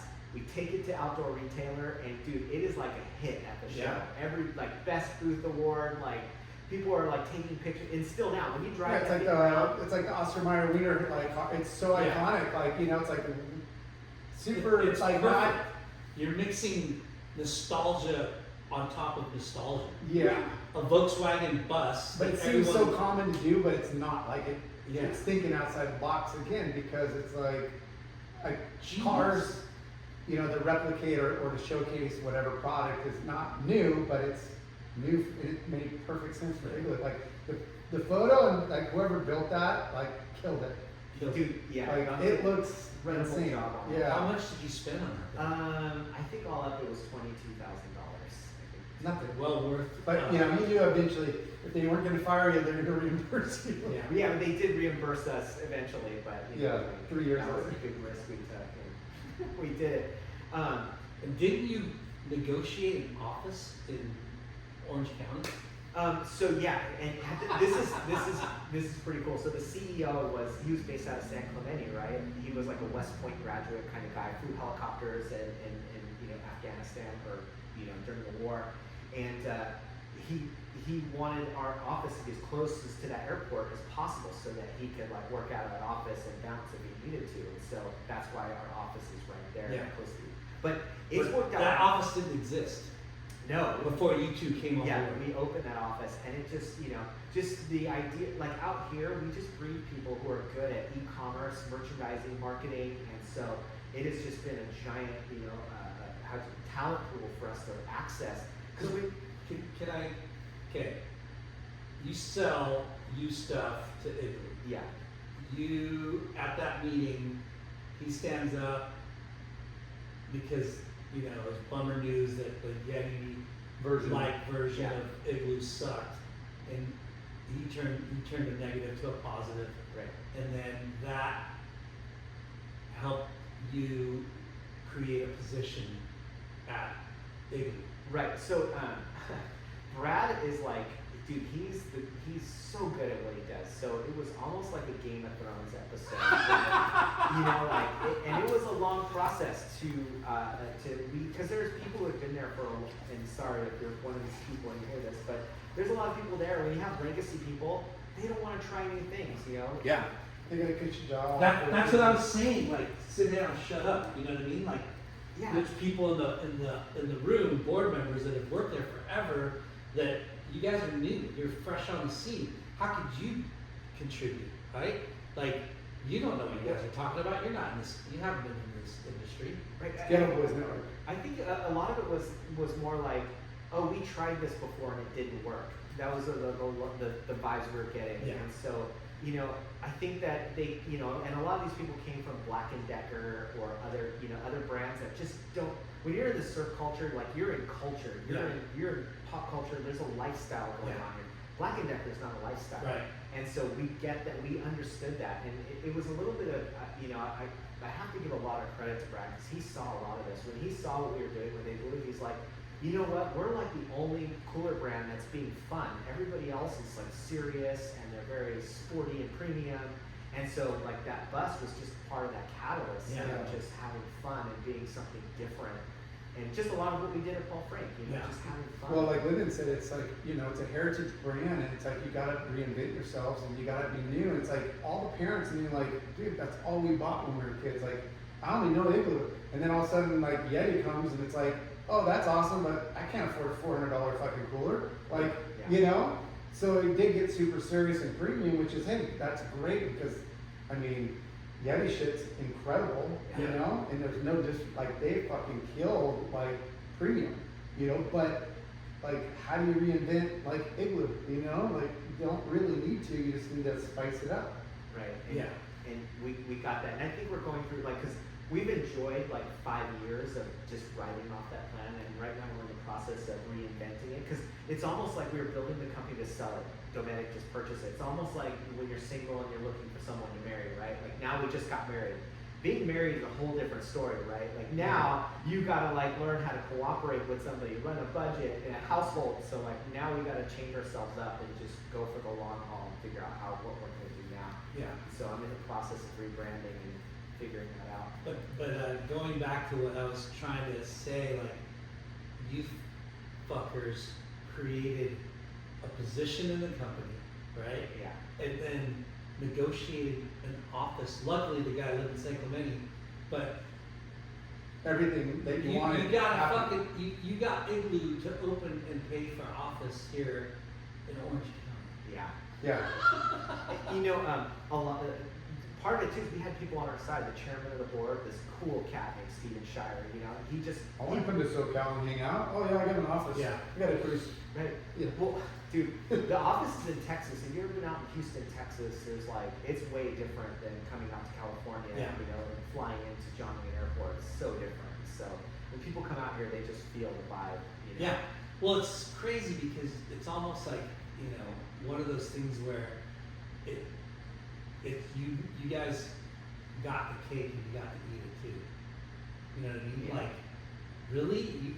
You're working for Igloo and you created a vibe for the company and you reintroduced it to the youth market, to our industry. Yeah. And because of that, now you got your own office in fucking Southern California. Well, thank you for saying, you know, like, Yeah. I gotta remember to have gratitude for, like, that's how it went. And Right, so, like- I work with the cool, like, I love everybody I work with.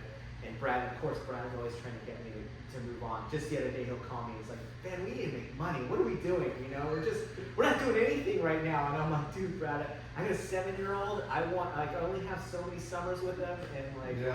I don't want to be in China or at Walmart or Target, you know, meetings." Yeah, when you're young and just ambitious and you don't have like a lot going on, it's like So I can do it. Now it's like, oh man, my weekends are kind of important now. So- Downtime. So Igloo sold to Dometic, Yes. and is that a good thing so far, or? Yeah, I think one thing it's a good thing because I think it's a strategic buy, right? When it's a strategic purchase, that means they need you to execute, you know, some strategies. Like for example, like bringing Dometic to America, using our team to bring it to the retailers. If it wasn't, then they'd just be gutting us and replacing them with the people they have. So they need us, and that's And awesome. when did they buy? This was Prior. about 2 years ago, 2022, I think is when the And that purchase happens a was. lot. It's a good thing you brought that up because a lot of bigger companies acquire and then they just get rid of everybody. Yeah. Got it. You Consolidate. ruin the DNA or the creativity or the vision of what made it why you bought us. Yeah. You bought us for a reason, and some brands will just again get rid of that reason, and then it doesn't work out. You know? They think they want to get rid of the redundancy inside the business. Like, okay, we already have that covered. Yeah. And then there's some brands, But they're not savvy to like, no, you know, No, they there's have to certain know. parts of there's certain roles and parts of the business that are successful that made it attractive for you to buy it in the first place. Yeah. Don't get rid of that division or that, you know, Yeah. and there's some big companies that just buy smaller brands just to like, get them out of there. you're done. Yeah. You can't touch us. We got too much money and power and whatever. Quicksilver, Pirates. You're out, you know, and they just dissolve brands left and right because it's cheaper than to kind of compete and go after it. You know, Just it's so interesting. flicking the fleas off the dog. Yeah. Like, you're out. Get out of Yeah. here. Later, we'll just take your ideas and So is that, are you still in the office here by the airport? Yep, still in the office by the airport. We have about 33 people in that Yeah. building.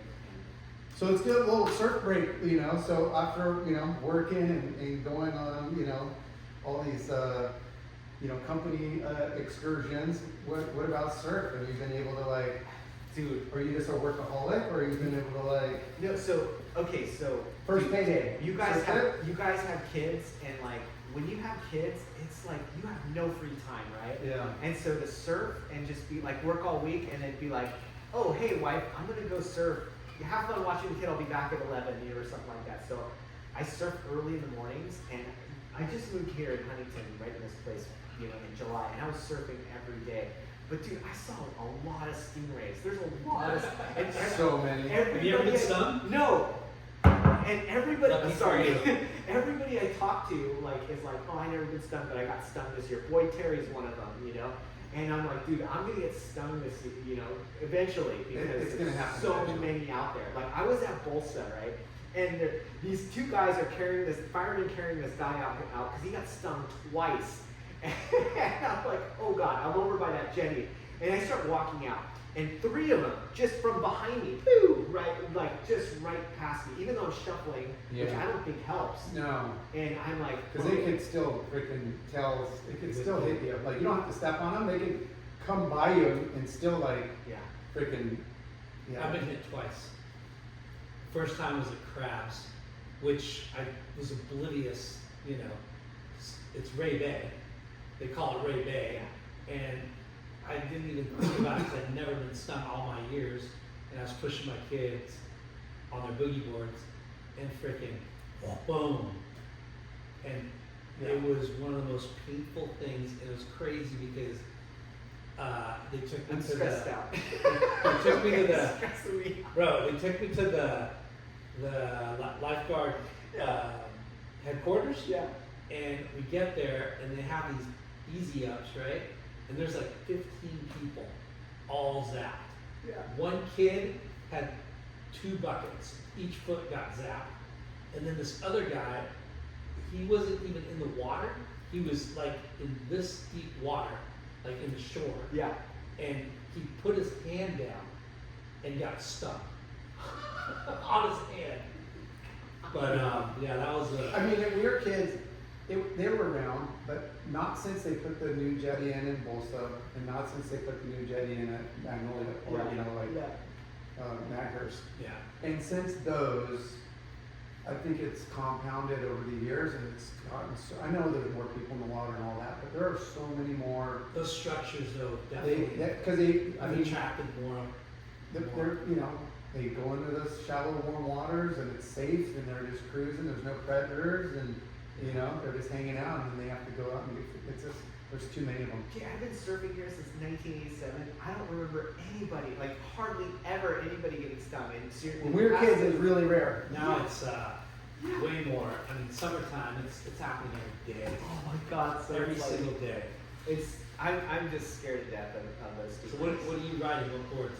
I have a Channel Island. It's called a number 5, and that's probably my main rider.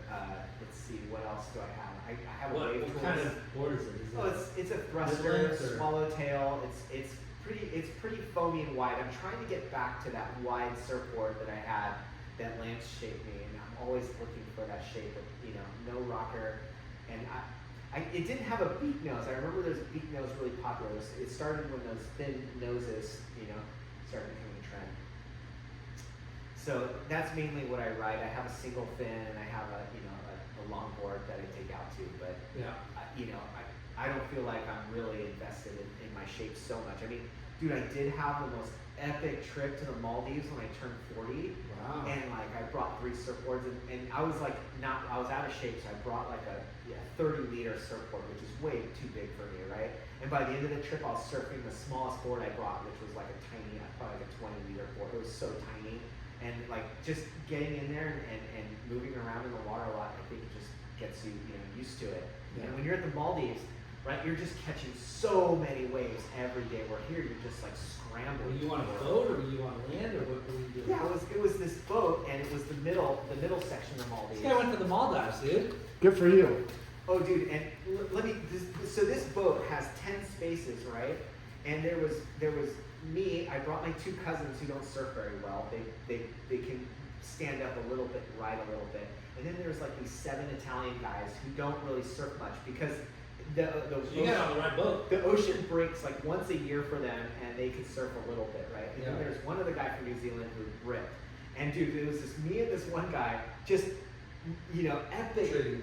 point breaks. Yeah, all Waves were day. good, too. Just, yes, one after the other, one after the other. And it was just, It's not like gnarly, right? Maldives? no, it's like, A it's, lot of cruiser waves. Perfect. yeah, so when I was Perfect, when I like- was talking to the surf tour place, I was like, I want trestles and I want no one there.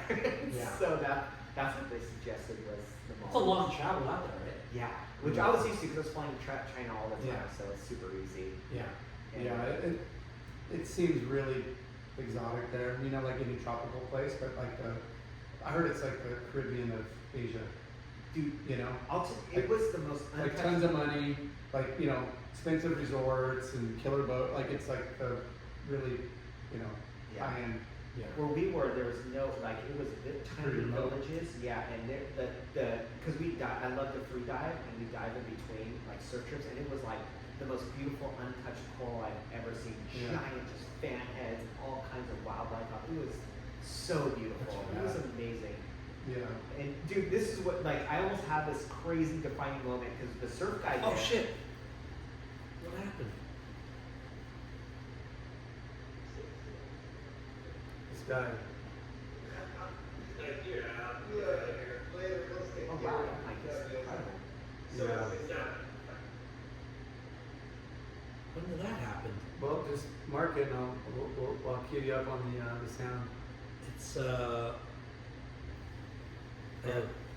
we'll just keep going, right? Yeah, it's fine. Should I even use this one? You can, if you want, we can splice it in.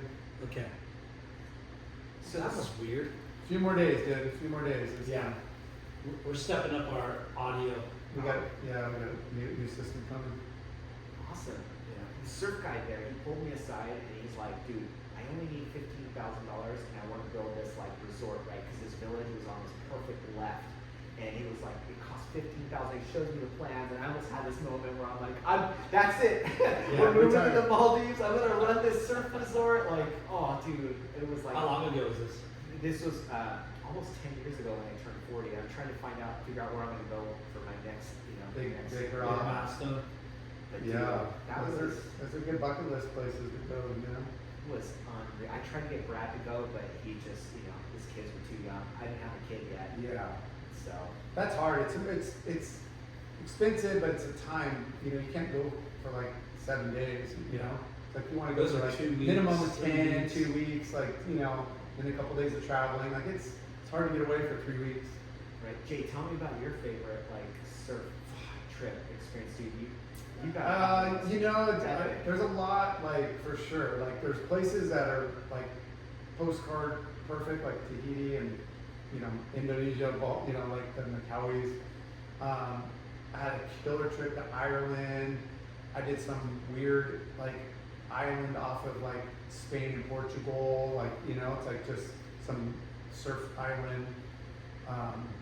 I don't know. I mean, there's so many, like, spots where it's like, obviously you think surf, but then it's like, well, if you score waves, but they have good food and then, the culture's cool, so it's like you go to, like on a boat trip, you're kind of like, you better hope the crew you're with is good and you hope you score waves, because it's like, the food, it's decent, but you're just surf out, and then there's some places where you're like I went to this island and, off of Portugal and Spain, and, we made wine. Like, there was a little wine village, and you went in these huge vats, and you like stomped it, and you watched, you're riding around in scooters and these little cobblestones. It was just like the most bizarre little like island, It was super cool, and it was like just vertical rock cliffs, and then all the roads were like caved out, like burrowed out, because they had, you couldn't.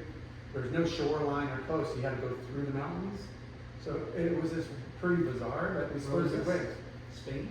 Yeah, it's like this island. It was called Madeira, and it was this really cool, like, it's a big wave spot for like Europe surfers. And then there's like good times where it's like always consistent and stuff, but there's no hotels. I think there's like maybe like one resort, But you fly in and there's not even enough room, like so that the part of that airport, like landing strips, like on stilts, like hanging off a cliff.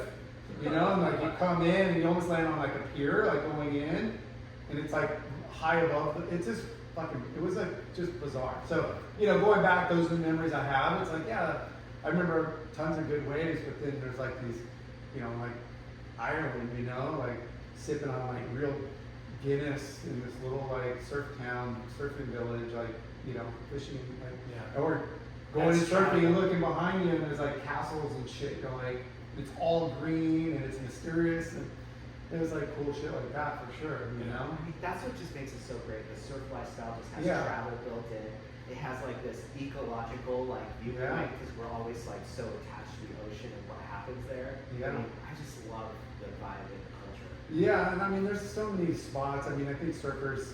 I mean, we grew Enough up about Jay. We grew up in cold water, and you want to go to warm water So- places, but yeah, there's a lot of good cold water spots too. So, back to you. No, dude. What about you? Like, what are you saying? Dude, tell me one of your favorite surf trips. I like Indonesia. Oh, I yeah? like going to, yeah. He's an islander. He likes it warm, like everybody. I've only been there to the Mentawais once, but I've been to Bali a bunch of times. But yeah, those are the go-to. I'd like to go to Cali someday, in mainland Memphis. You would love it. You love. But Well, it gets kind of gnarly there. so back to you. You're entrenched with the medic, Yeah. and your role's still the same Yeah. there, right? Well, yeah, I'm managing the Dometic brand also. Yeah. Which, dude, we just launched this new cooler, and we got to do overlanding, which is basically like RV, but in a 4x4 and living off like. And that's a big industry in the U.S. Exploding. Yeah, it's crazy, and dude, people are into it. So I never experienced it. We just launched this video, launching our CFX5, and it was crazy going up in Colorado. This place called Alpine Loop, where you're just like. It's like a 3-day outdoor like trade show. Yeah. Yeah. Middle of nowhere. We brought 2 camp chefs with us who were cooking dinner. Wow. It was so, Nice. it was so good. Yes. And so that was.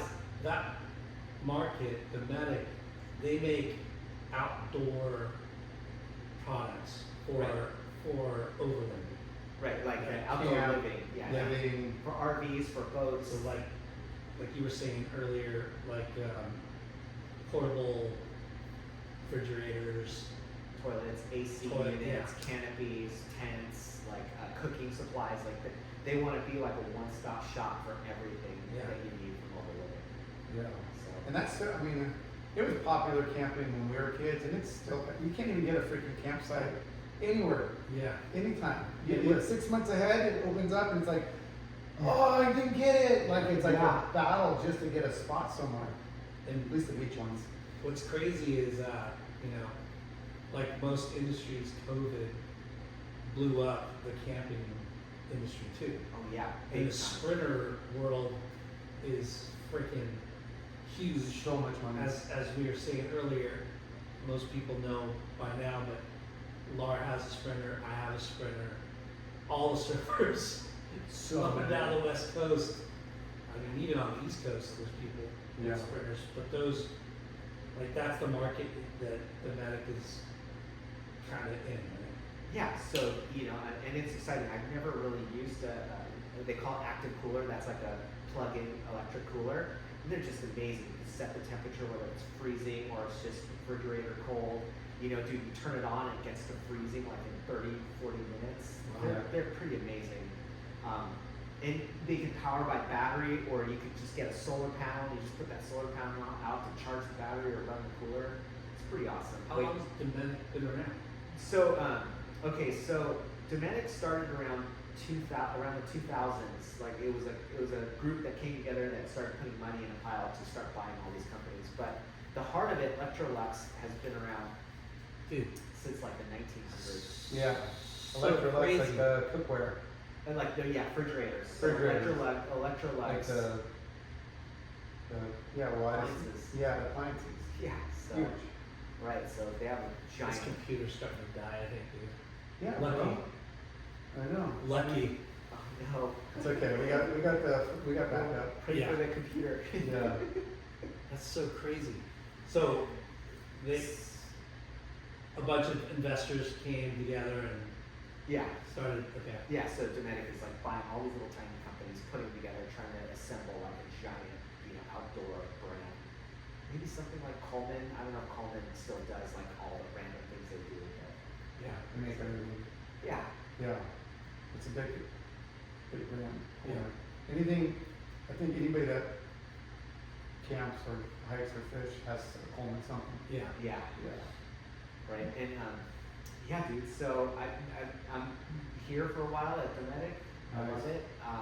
On the side, I'm teaching this design course. I don't know if we talked about it. I can't remember if we talked about it. No, we brought it up. I knew you're teaching based on your LinkedIn and posts on your social media, so.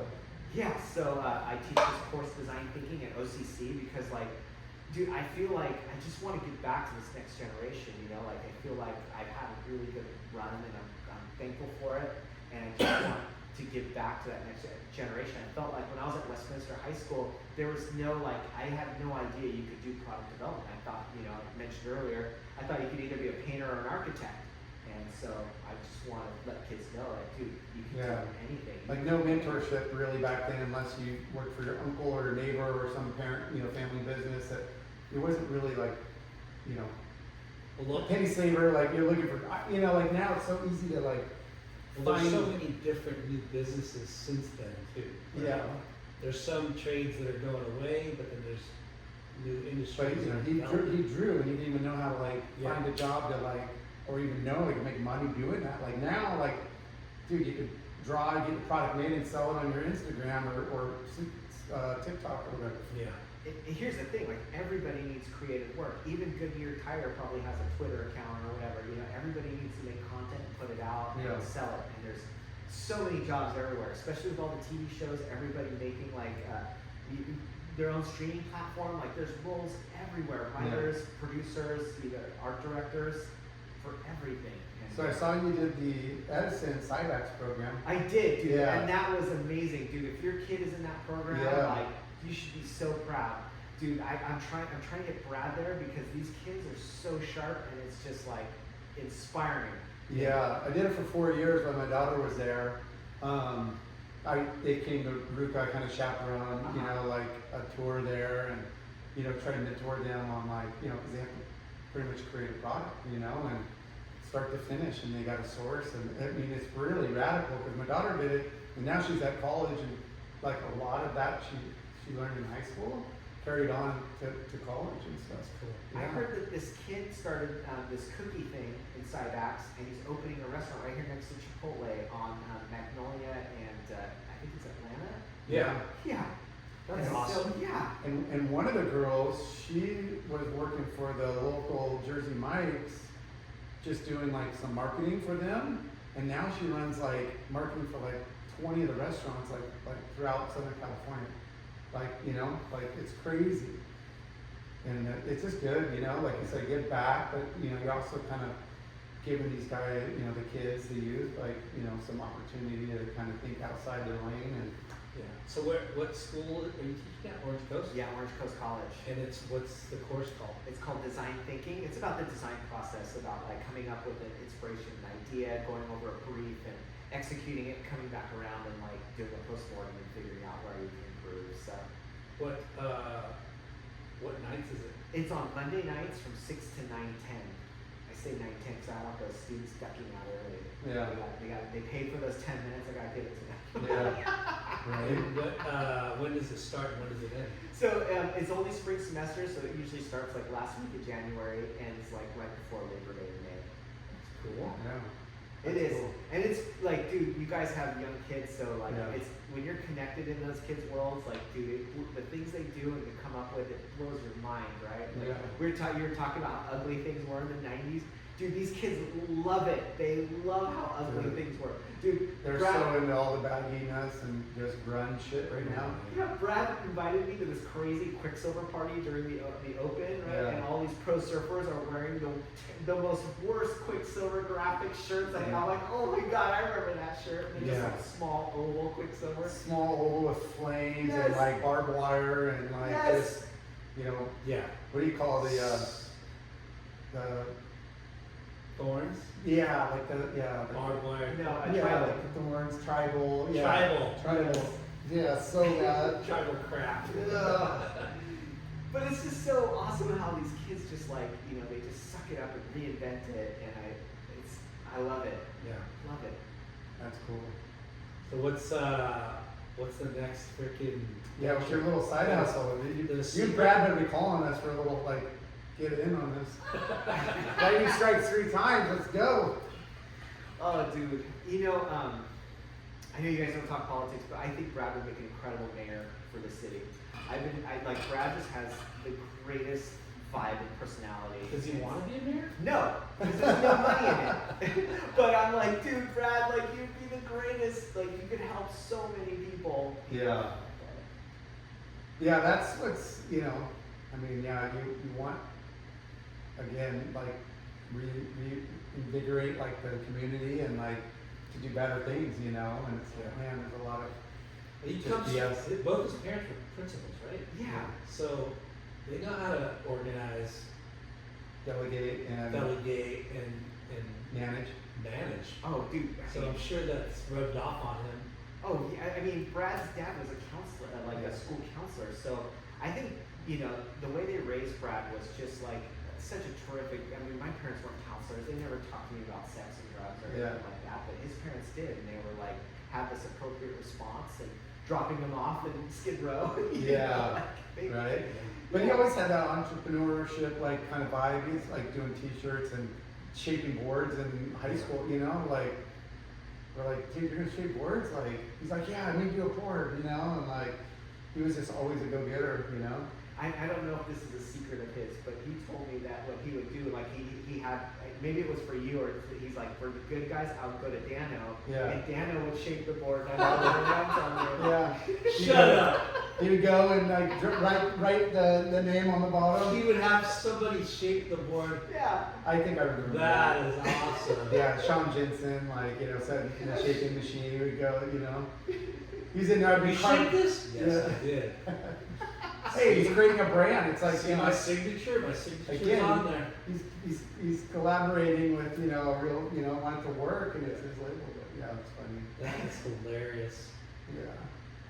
Well, Well, dude, shit, man, this has been epic. Yeah. And congrats Thanks so on much. is there anything you want to promote or Yeah. like talk more about or?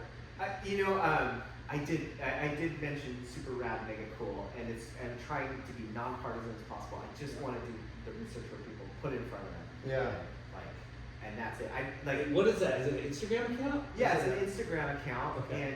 and really, like, I feel like just the bad vibes is not what this city's about, right? Yeah. I think it's about community culture. It's like there's a scene in what's it called, Casino, right, where the gangster Vinny is talking about how he plays soccer. The kids play soccer with the Metro cop. And, you know, it's for the kids, you know. And I think that's the vibe we need. We need to like somehow work things out, and that's why I think Brad would be a terrific like negotiator. Because dude, Brad has been in the middle of so many gnarly owners. Yeah. You know, Pat and Conan, or you know, Paul Frank guys, and dude, Quicksilver.